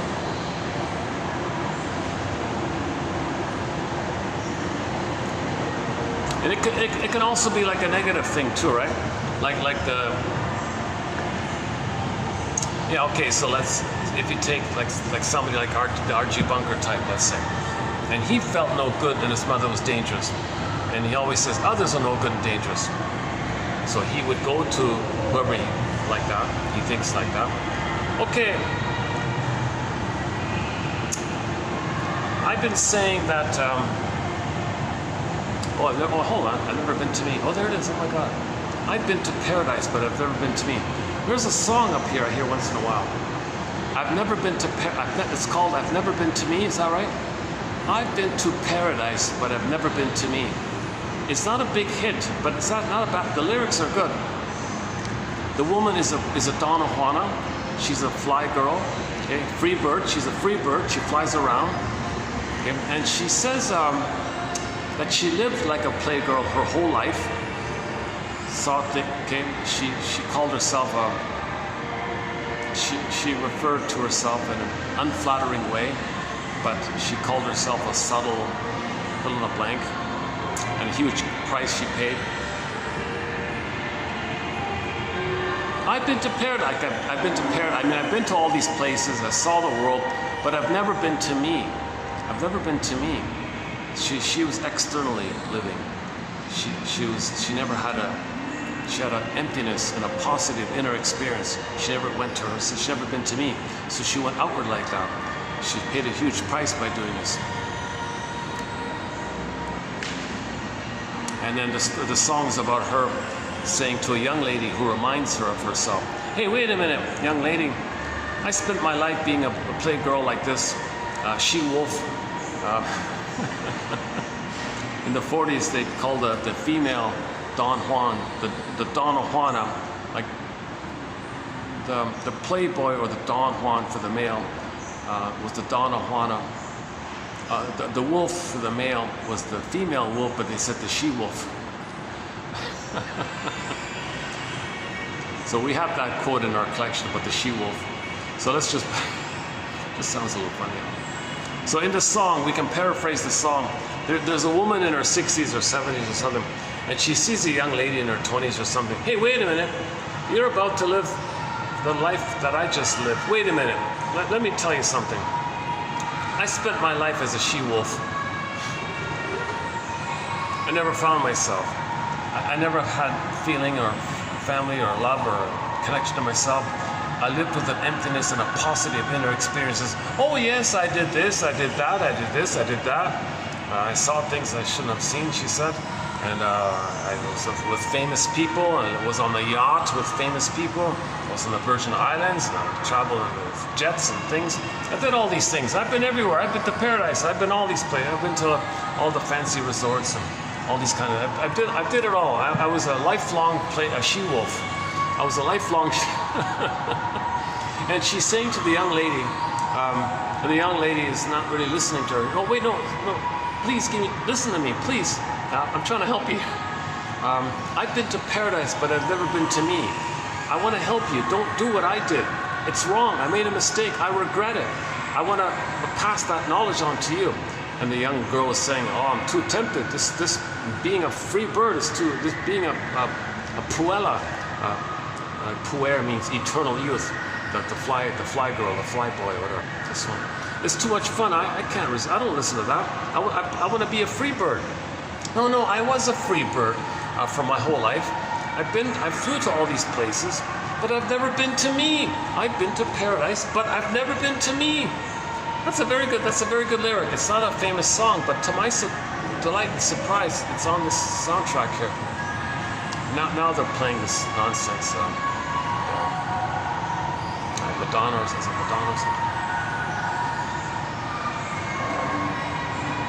Oh, is that why they're playing Madonna? Material Girl, go shopping, buy stuff? Oh, girls just want to have fun. Go shopping.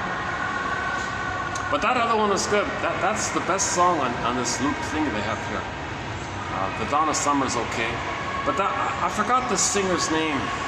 She's not a well-known famous singer. She just had that one minor hit called I've Never Been to Me.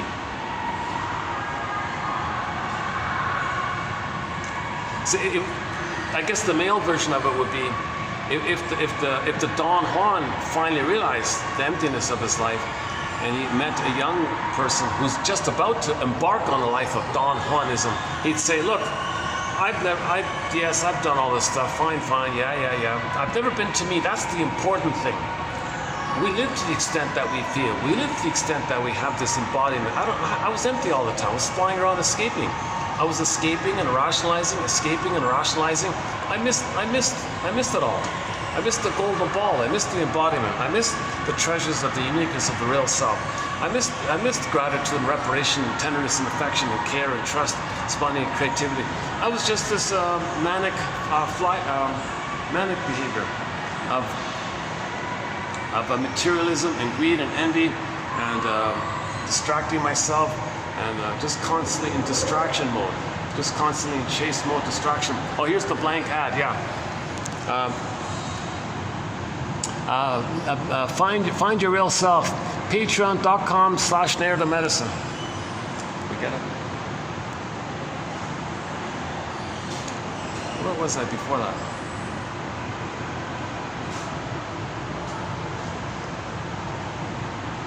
Oh, the Robert Bly one, right? The Robert Bly.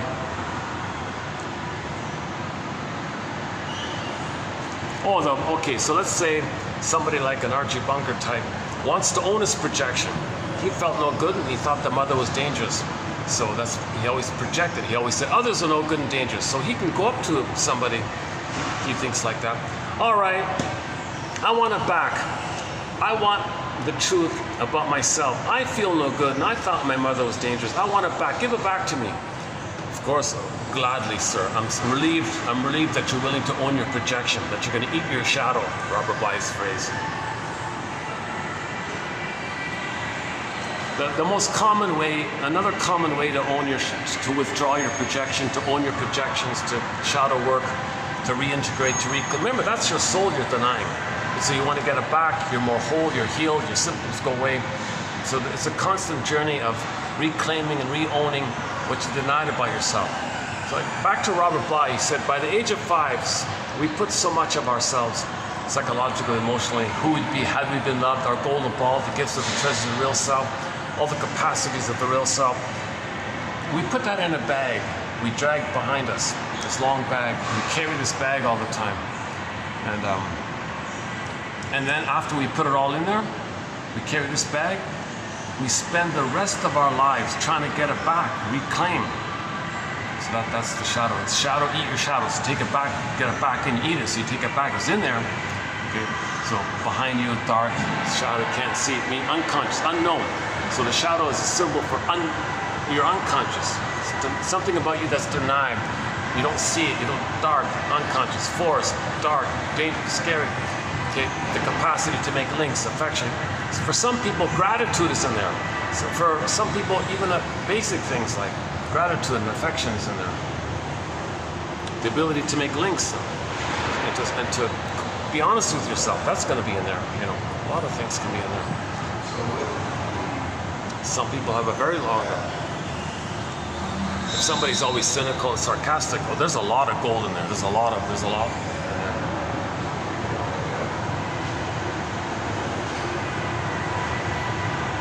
Even recognition that you're traumatized is in there. So you first got to recognize that you're traumatized. That's in the bag. A lot of people don't even know.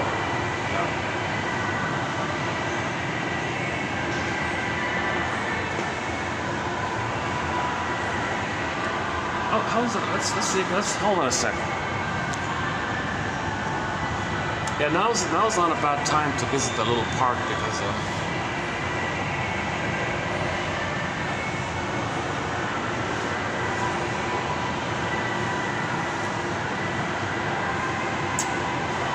or just wrap it up here. I still have all this caffeine in me. Just one little cup of coffee makes me a little jittery for 2 hours. I'm not a caffeine drinker, yeah. Too much information. What needs to know? Part of my anxiety. Oh, there's a beam coming up. All right.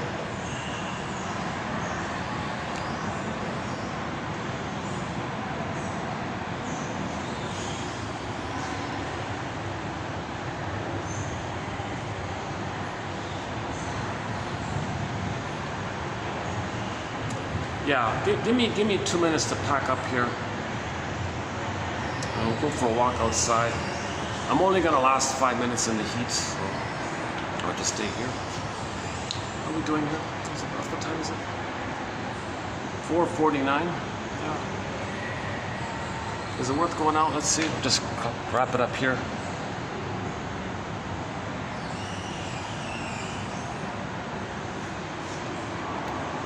Okay, I'll fast forward this video 2 or 3 minutes. Let me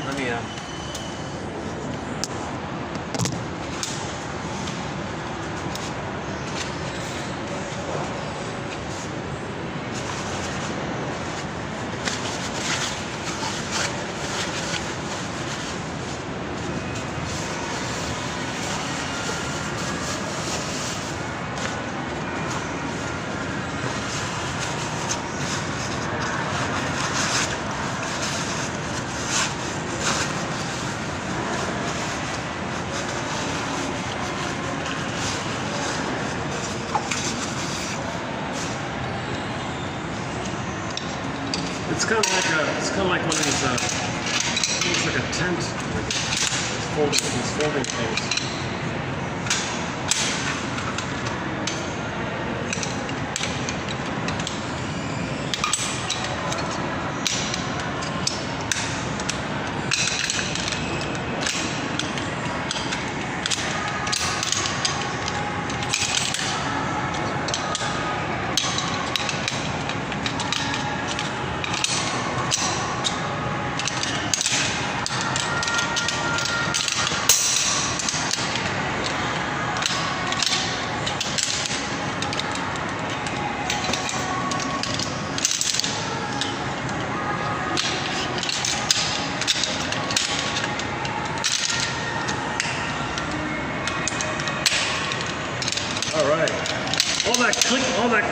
and clacking you just heard was trying to fold up the chair here.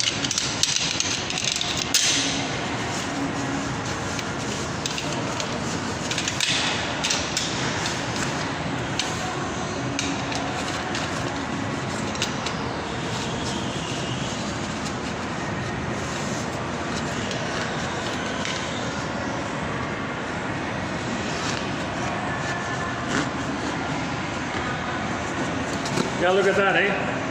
That's pretty cool, eh? This bag is a chair. It's a folding chair, eh? Pretty good, eh?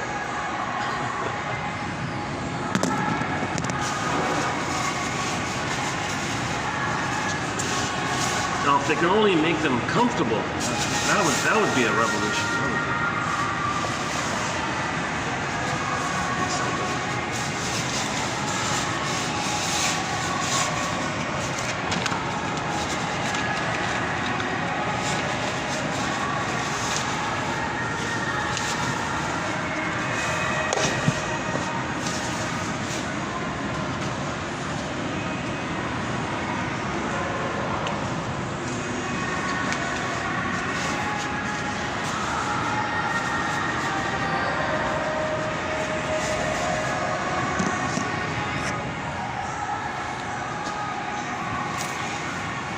Let's just go for a little walk here.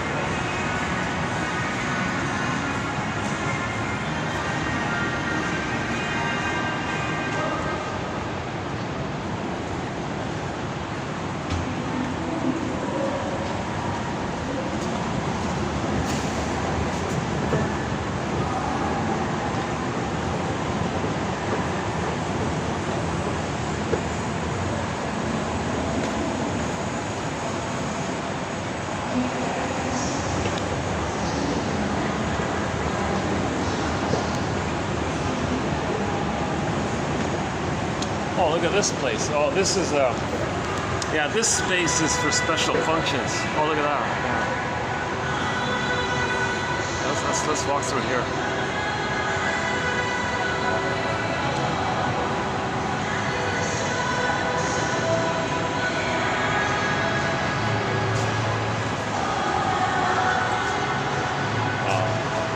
Some people want to take their photos. Let's give them more. Next time. They got this space here. Or maybe I could just wait a minute. Maybe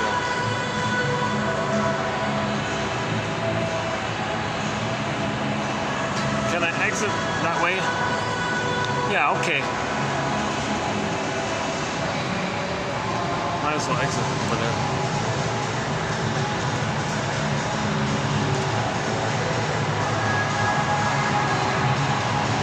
Robert Bly, yeah, he's sort of a guest mentor in our collection. Robert Bly, he's got a lot of good, like an audio series on the shadow. He's got that little mini pocket book called A Little Book on the Human Shadow, which that quote is from, I read earlier. He's got a tape set about shame.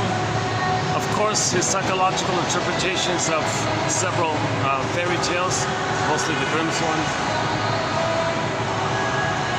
People call him the grief poet. Grief is the doorway to your identity and feelings. Admit it. Admit that you had a loss. Admit it.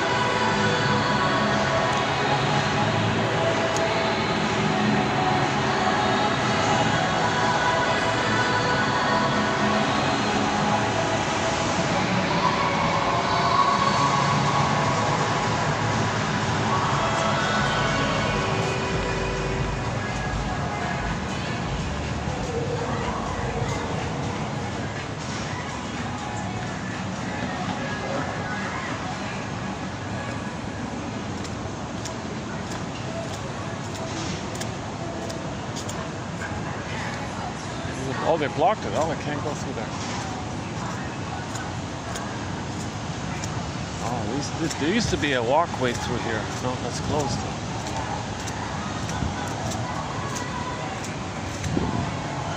Oh, they closed it. Oh. This used to be like a through pass here. Okay, can't do it. All right. It's okay.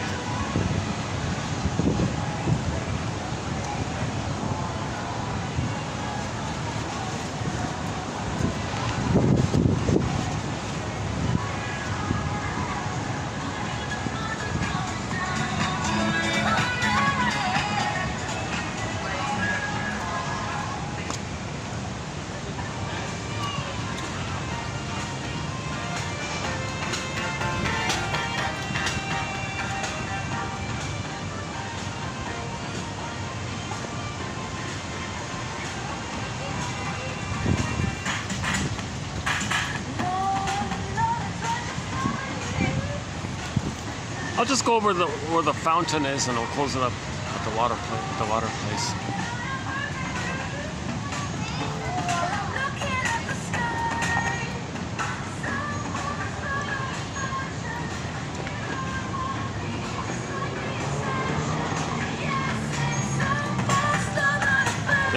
It seems to be a rainy stretch, mini rainy season or something, which is kind of a breather for me, because fewer people are out when it rains usually.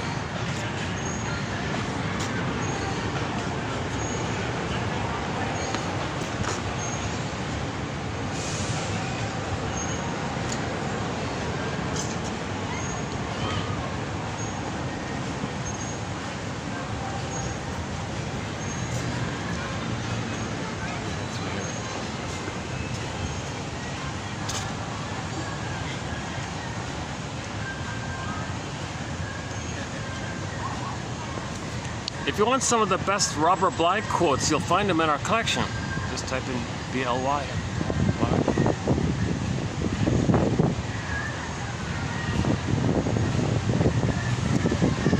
And we also do I want to pick up on Alan Chinna's work. He also does psychological interpretations of myths and fairy tales. He's got 4 books on the topic. Once Upon a Midlife, In the Ever After, Beyond the Hero, and Beyond the Princess. That last one got renamed. It's called Waking the World.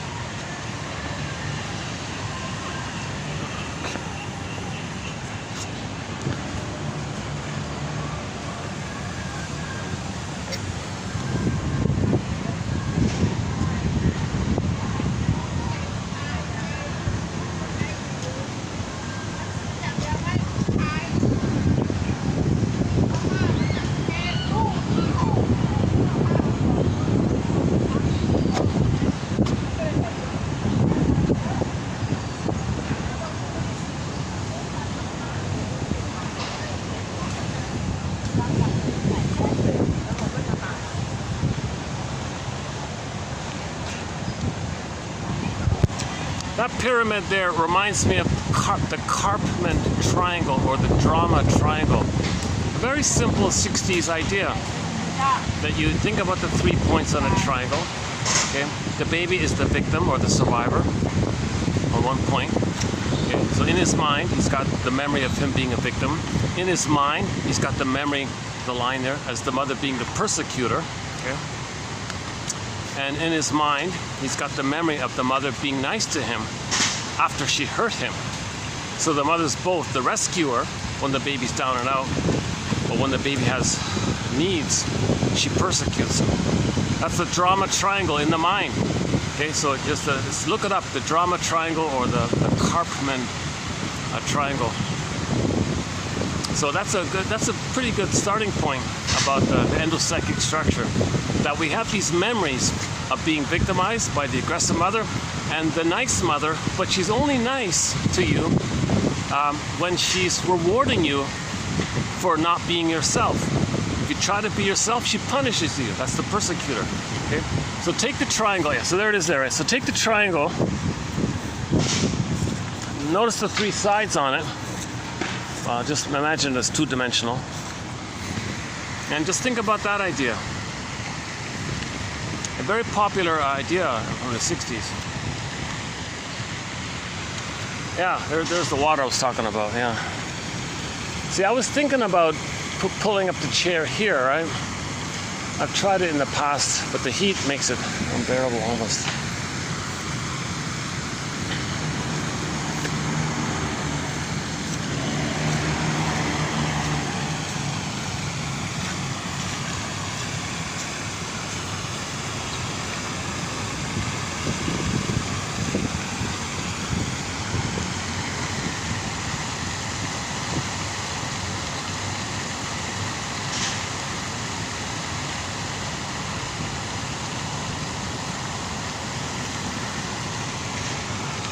So let's close up with that song in the mall there. I've been to paradise, but I've never been to me.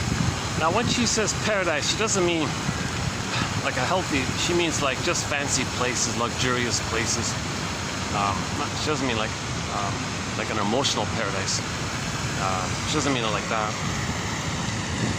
She just means she's been a world traveler. She's been everywhere. I've been to all the best places, basically. She's been all to the best places, but she's never been to herself. That's such a great basic idea of a song, yeah. And the song's about her trying to relay this to a young lady, and she didn't want to listen to her. No, wait, hold the phone, listen to me. I got something to share with you. Oh, you're an old lady. I don't listen to you. No. Although I'm an old lady, I understand what you're going through here. Let me share you my lesson here. I don't want to hear your lesson. You're a dumb old lady. No, well, just pause for a minute to hear me out for 3 minutes, and that's the song. Right? So one older she-wolf talking to a young potential she-wolf. Don't be a she-wolf. Don't do it. It's tempting. It's alluring. You feel with excitement to dump men because your mother dumped you, to use men because mother used you, and you're looping it around, flying around, doing it all the time. So the she-wolf has revenge on the mother, but she transfers the mother to the men. So she has revenge on all the men, meaning the mother. She's a she-wolf. She's a man-eater. Isn't that Madonna as well? Oh, no, that's another one, man-eater.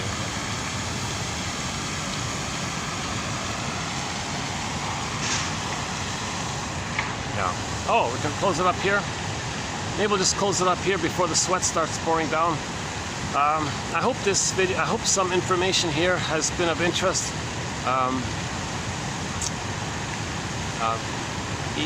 Either in the discussion or in the post posted below.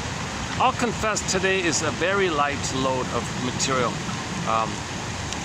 Yesterday it's the opposite. It's kind of grittier and deeper.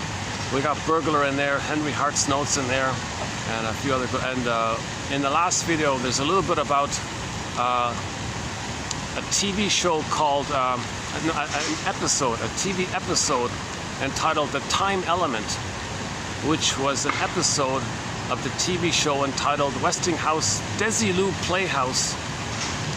Okay, and now that episode called The Time Element was originally proposed to be the pilot for the Twilight Zone.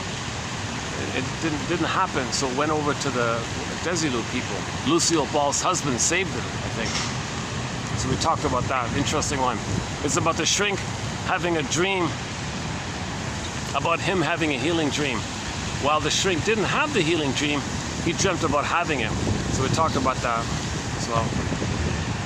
So yesterday's quotes, very good quotes. I recommend all of the quotes. I recommend all the quotes. Today it's a little, it's sort of on the borderline. It could have been on the honorable mention pile. We have a huge honorable mention pile, by the way. So beyond the 10,000. But I'm just saying 10,000, like the core best of the best is 10,000. Plus another couple thousand of the honorable mention. So out of laziness, I was gonna move this to the honorable mention pile. I just felt a little lazy, so maybe I'll just leave it. But it's still an okay quote, so I just kept it, right? Actually, we've got some good quotes from that same author, Tian Dayton, about 2 weeks ago. Yeah, check her out. she does mainly this psychodrama thing, where you ask your friends to play members of your family, and you kind of stage it around. Okay, you stand there, play my mother, and you sit over there, play my father. You be my brother, you stand over there. And you know what, I don't want to play myself. Hey, you buddy, you play me, and I'll stand back, and I'll observe, and I'll be a director in court, and give you all little cues and all that. Action, play my and she observes from a distance her family thing. And sometimes she can say, all right, father, you playing my father, you step aside, I'll stand in for him, and I'll speak his voice. And then she flips it, all right, you playing me, you step aside, and I'll play me now, and I'll say what I want to say to my father and to the others. And you do this kind of psychodrama thing. She says it's a modern adaptation of an ancient Greek, the Greek plays in ancient times. It's a kind of a modern adaptation of it called psychodrama by Mr. Moreno. So she's a follower. Oh, check this out. We got a little cute little bird here. Hold on a sec.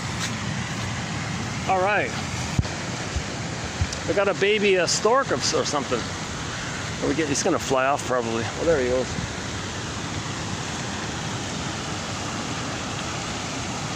There's the pigeon.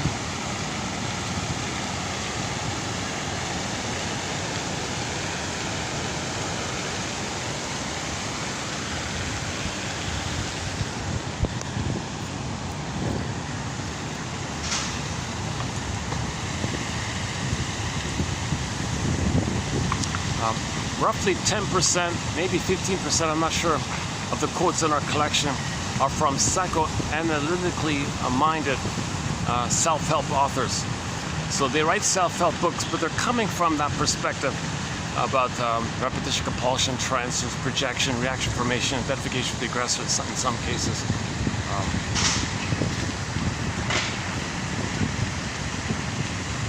You know, the grief work process, what's that about? The need to grieve, the importance to grieve. Oh, there's a stray cat. Oh, I see a stray cat. It looks like a baby, not a baby, but a younger one. Let's go visit these stray cats here. Hold on a second. Well, one is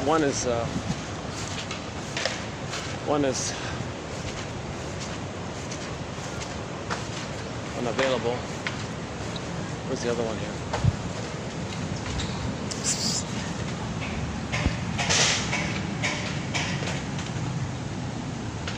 Getting him in here.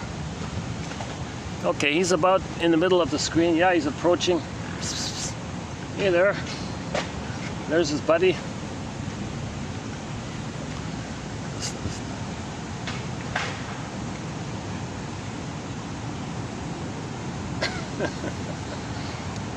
Uh-oh.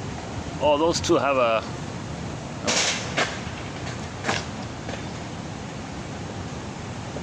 Uh-oh.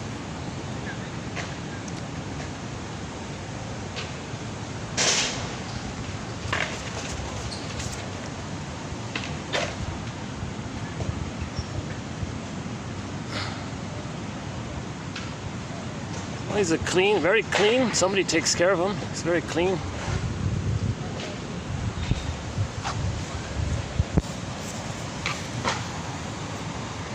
I was once here and a cat jumped on my lap. It was kind of cool, yeah.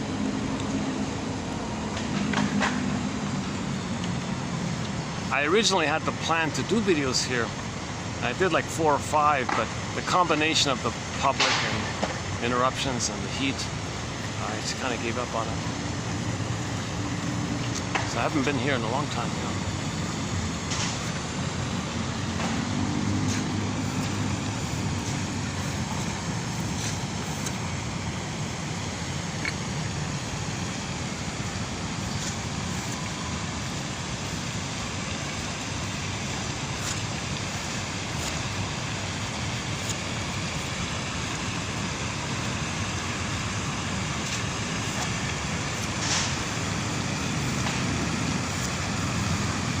Oh, the line is the high price she paid for subtle whoring. That's the line in the song. I've never been to me. I remember now. Yeah, that's pretty clear. That's a pretty strong lyric like that. And she's admitting it. She's recognizing it. She's kind of like Peer Gynt at the end of the Peer Gynt story. Wait a minute, what about my soul? I've never been to me. Well, what's the me? Well, in Peer Gynt, it was Solvig. Solvig? Where have you been? What do you mean? I'm you. You've never been to me. You ignored me. You ran away from me. Now, the narcissist myth, he didn't never even ask the question. He didn't ever even knew it. He was oblivious to it all, right? So he always ignored Echo, the soul. Echo became a statue. He became the flower.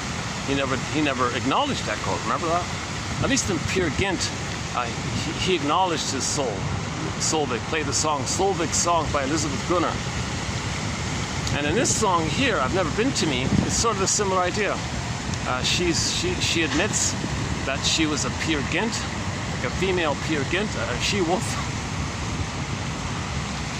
And she wants to help someone out by sharing her regret and her lesson like that. Save someone else's soul, maybe. Look, I lost my soul doing this.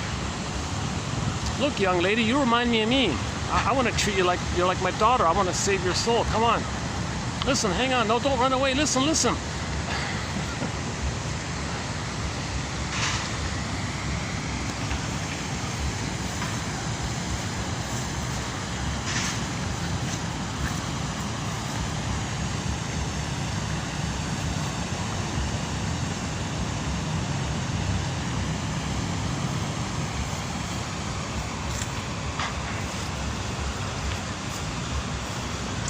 Or the light, we do have a self-help thread on self-help, a self-soothing quote. It's not about curing anything, but it's just to soothe you for the time being. So that's in our self-help thread.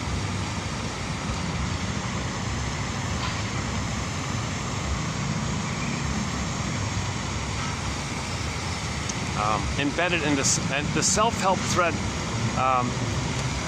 related to it, there's another thread on how to make an I statement. Very important, how to make an I statement. This happened, I felt this. The trigger reminds you of an old fear. Name the needs that were not met and how I felt by it. Share it. And by doing so, your friend may think you're criticizing them. Okay. No, you want to share your I statement. It's not about criticizing your friend. The friend is only the trigger. You want to make that clear. But the friend might think, oh, you're blaming me because the friend's projecting the critical mother onto you. No, he's just giving you an I statement. He's talking about himself. So the friend's got to make an I statement that he was criticized when he was triggered by the friend's sharing, thinking that the mother criticized him in the past. So this whole process called how to make an I statement. Stingers don't want to do it. Oh boy, they'll mock it. They'll make fun of it or pretend doing it just as a joke, as a lark. Clingers love doing it. They want to heal. They're in pain. They know they're in pain. They want to make I statements. If a clinger approaches a stinger with an I statement, oh, forget it.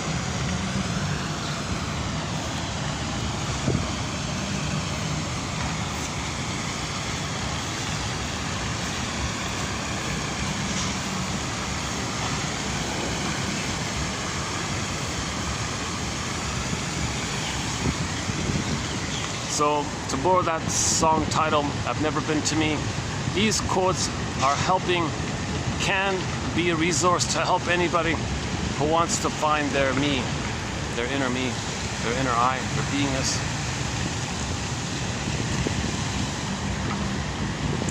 Yeah, on that note, I'll close it up here. So thanks very much. I'll see you in the next video. Good quotes coming up, a lot of good strong quotes coming up. Yeah.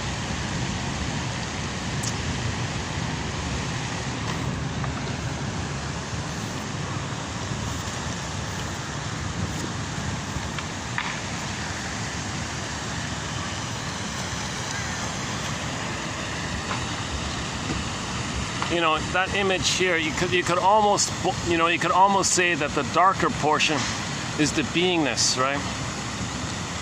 Like your unconscious, and the bright one is like your active doing, what you see in the daylight, like day and night, you know, like sun and moon kind of thing. So it might be a reference to that.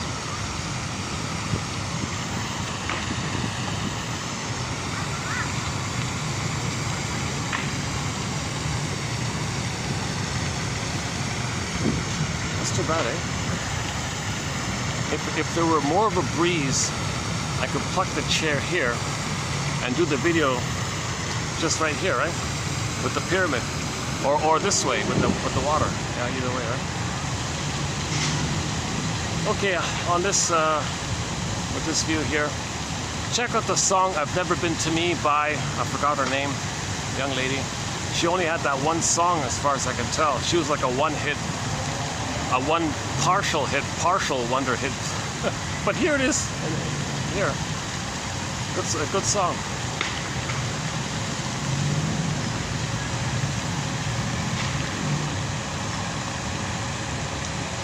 If you want a discussion about the Freebird song, check out yesterday's video about the Freebird. That's code. It was code for Peter Pan. But at the same time, it is the image that a bird is individuated. A bird becomes what they're meant to be. So they're embodied. They're doing what they're meant to be. So there's like, we miss our embodiment in doing what we're meant to be, being who we're meant to become. So the bird individuated, you could say. So there's a real appeal to see that with the bird or any animal, but he's flying, like he's relaxed, he's floating, he can go where he wants, he's free like that. So that means there's an appeal, because if the baby's traumatized with the mother, he'd like to fly, but he can't. Oh, I wish I were the free bird. I could fly away from the abusive, clinging, demanding mother who wants me to take care of her, wants me to save her.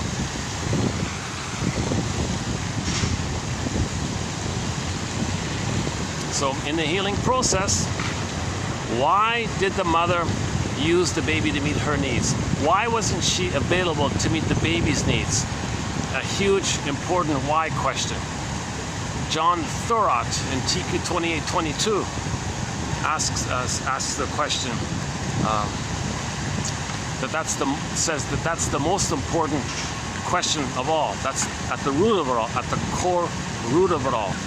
Why did the mother do that? Back to Robert Bly, it's called getting the key out from under mother's pillow, like a secret like that. It's under her pillow, unconscious. She did it unconsciously as well, so she doesn't know she did it. She doesn't know that she's in pain, okay? Replaying her past, trying to get a better past, and dysfunctional like that. She doesn't know that she's dysfunctional. So it's a secret like that under her pillow. We got to get the key. So we need a lasso of truth. The lasso of truth, maybe we can wrap it around the key, and get the key as well.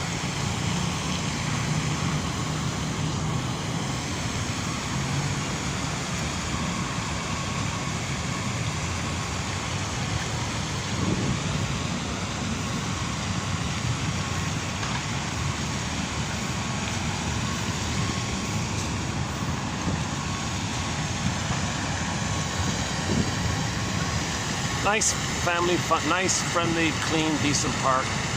Mostly, there's a massive school near here, so it's mostly the kids after school and seniors kind of thing.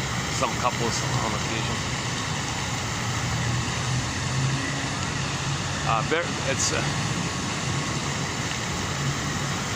It's quite busy sometimes. But a nice little place here. Yeah. I'm assuming this was always here, and they built everything around it, maybe. Yes. Well, okay. Let's close up with the water in the background here. Any final thoughts here? We can all live like nomads, or I nomad at you, you nomad at me. A one-liner by the comedian Steve Behrman. He also tells the joke. The truth will upset you. Another one of his is, should we do the pigeon joke? He's got a pigeon joke. There's a little bit of a build-up to it. The context of it was a woman was afraid to admit the time element. Yesterday's topic, the time element. She didn't want to admit the time element, that there is time. She wanted to stay a Peter Pan. Puella. A female puer. Puer means eternal youth. That's for the boy. If the girl is the eternal youth, that's the puella. She wanted to, like the song, and the woman in the song, and I've never been to me. She was a puella. Forever youth. Never been to me. So she still had this relentless fantasy that she's going to redeem her parents, okay, by becoming a superstar, like a star and all this, make a lot of money like this. And being wealthy would be like the mother and get mother's love. She had this unreal hope to get a symbol of mother. At the same time, she's angry that she's not getting it. She wants to preserve her feeling, her narcissistic esteem, neurotic pride in the process. But if you admit time, that neurotic pride comes into question. So she was feeling anxiety about admitting time, about admitting getting older. It was about mortality. She didn't want to admit that she's getting older. She was at midlife and all this. That's sort of like the backdrop of it all. So she asked Mr. Behrman, who's sort of a guy who calls himself a new age comic, something like that. Oh, Mr. Behrman, you know about all this new age stuff. I'm drawn to this reincarnation thing. Now, what's that about? What's all that about? Now, he's thinking that maybe she wants to use that idea as a defense against the time element, thinking that she could live forever. She doesn't have to grow up. She doesn't have to face time. She just can live forever if she's reincarnated in some way, and she can live forever. So she wants that kind of fantasy as a defense against the pain of growth. She wants that kind of ability to not admit time, which would bring up pain because there's mortality, that you are getting older. That means you got to admit that you did get mother's love, that you couldn't save the mother. So, Mr. Behrman, tell me about this reincarnation thing. And his reply was, oh, it's funny how things work out. I once knew this guy who wanted to be wealthy in his lifetime. He was reincarnated as a pigeon and made a deposit on a BMW. So he just validated her concerns, and she felt a little relief. He didn't mock her or didn't shame her.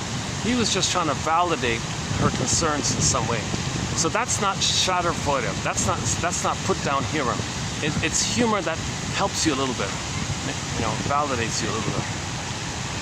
So two kinds of humor: the stinger humor and the clinger, more helpful humor.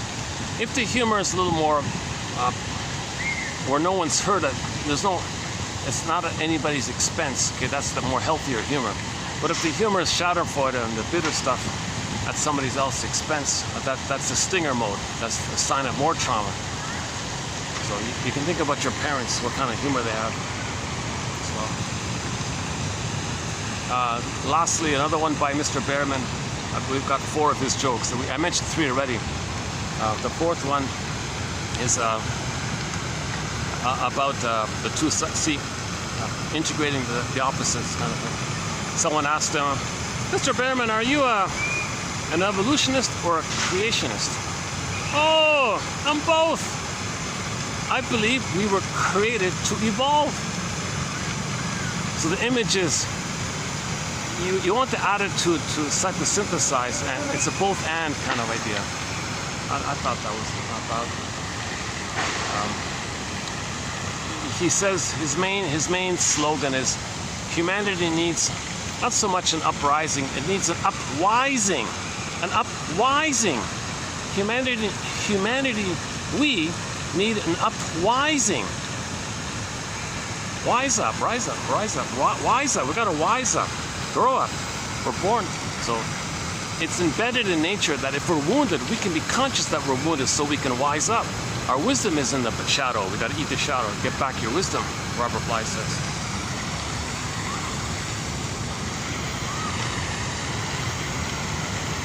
Okay, let's just wrap it up here. It's gonna get dark quickly. Let's see what time is it again. Oh, 5:25. Look at that. There's at least there's a good 20 minutes left of light, eh? Wow, with the clouds moving up. Yeah, it'll get dark pretty quickly here. So let's just wrap it up here. So maybe we can end up with that song, "I've Never Been to Me." I forgot the singer's name. I'll look it up.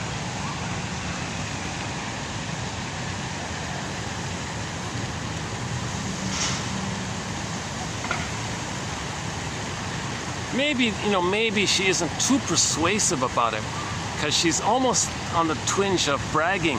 Yeah, I've done this and I've done this and I've done this.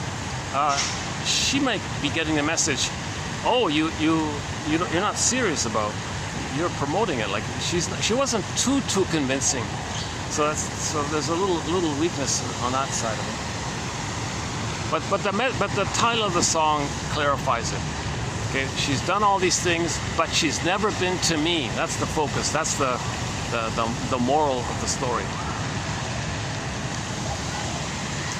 Symbolic chasing, symbolic living, as if living, whatever you want to call it, living in a trance, living the provisional life, escapism, Don Juanism, Cruellaism, Puerism, Peer Gynt-ism, okay, Peter Panism. It's all a defense against growing up. It's a defense against wising up. It's painful to wise up, but like he says, the truth will upset you free. I'll play the Jim Carrey clip.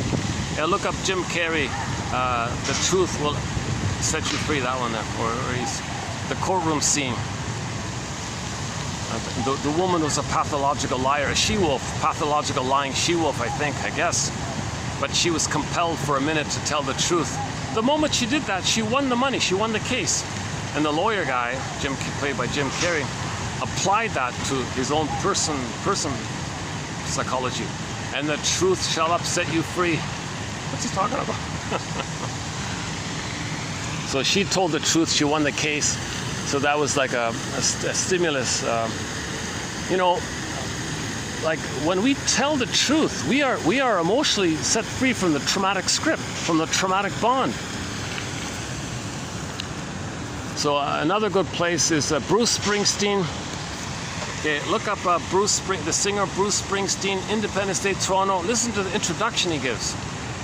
Now the guy who filmed it was way up in the rafters, so you don't really see him, but the audio's clear. It begins with him saying, "Fathers and sons, fathers and sons." That one there. Listen to the introduction he gives to that song, Independence Day. Now, he meant like in high school, he had physical independence from his abusive home. He had physical freedom like that, but not an emotional freedom. The trauma followed him everywhere he went. He was never free. He can fly around all he wants. It follows you inside like that. So in his 60s, he updated it. Now he's talking about emotional independence state from the parents. And how do you do that? Well, okay, hopes and dreams, get your start. Listen to what he says. This is a good one. It's the best introduction to a song I've ever heard. Bruce Springsteen. The song is entitled Independence Day, meaning emotional freedom, emotional independence, emotional autonomy a day, like your psychological birthday. Finally, in your 60s, you got it, whatever. Played in Toronto, yeah. Last time I checked, it was still on YouTube. Hopefully it's still there. It should still be there, yeah. 2000 and something, but I forgot the year. Anyway, it's the only one there. Toronto, Springsteen, Independence Day. And so like we saw earlier, those fellows, those construction guys, building that new building. We'll continue to add new quotes and build our ego, repair the ego, build a psychological house, an analytic mind, a nest. Then the firebird, the feelings, the emotional knowing. The firebird or the phoenix is also called emotional knowing. Yes, the cognitive insights are interesting, but you still need it because it weaves a nest for the egg, and the emotional knowing comes in. But the phoenix part is nature. You don't control that. Just all you can do is build a nest, and the phoenix will come when they come. Now that woman in the song, "I've Never Been to Me," she's saying she avoided herself, she avoided her soul, she avoided her feelings, she avoided her truth, she avoided her golden ball, she avoided meaningful relationships, meaningful connections. She avoided all that stuff. So she flew around like a Peter Pan or a Cruella, a flying girl, right?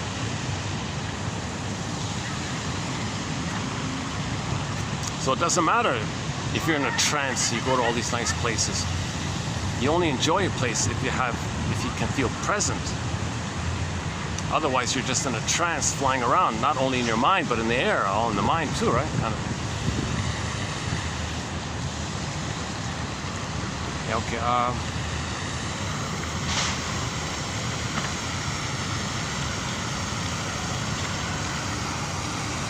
For more on the humor thread, go to Grotstein. A recent quote by James Grotstein, a very good one about the different types of humor. The paranoid schizoid position, stinger, and the clinger, the depressive position, the two differences like that. And we also talk about the benign violation theory of humor, where the first part of the joke, it's just a benign violation of your expectations, so there's a mild little tension, not much. Then when you get the answer, you feel safe, you know, oh, you're safe, then the release is, the humor mechanism releases it. But if it's deeper stuff, if you feel very safe with somebody, you'll weep when you have that release from the tension to the safety. The weeping takes place. We're looking for that. So it's an analogous parallel mechanism of humor and grieving. But humor is just the tension release of the mild tension release. It's not necessarily healing, but the grieving is the healing. All of the joy for which you pray is 100 tears away, sings Vonda Shepherd, Searching My Soul singer. I'll see you in the next video. Thanks very much for the love of narrative medicine, for the love of strange medicine, and for the love of strange narrative medicine.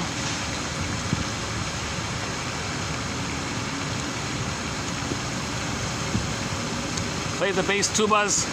The bass tubas open up our theme song, Katja Epstein's German cover of the song Windmills of the Mind. Bass tubas. See you in the next video. Bass tubas.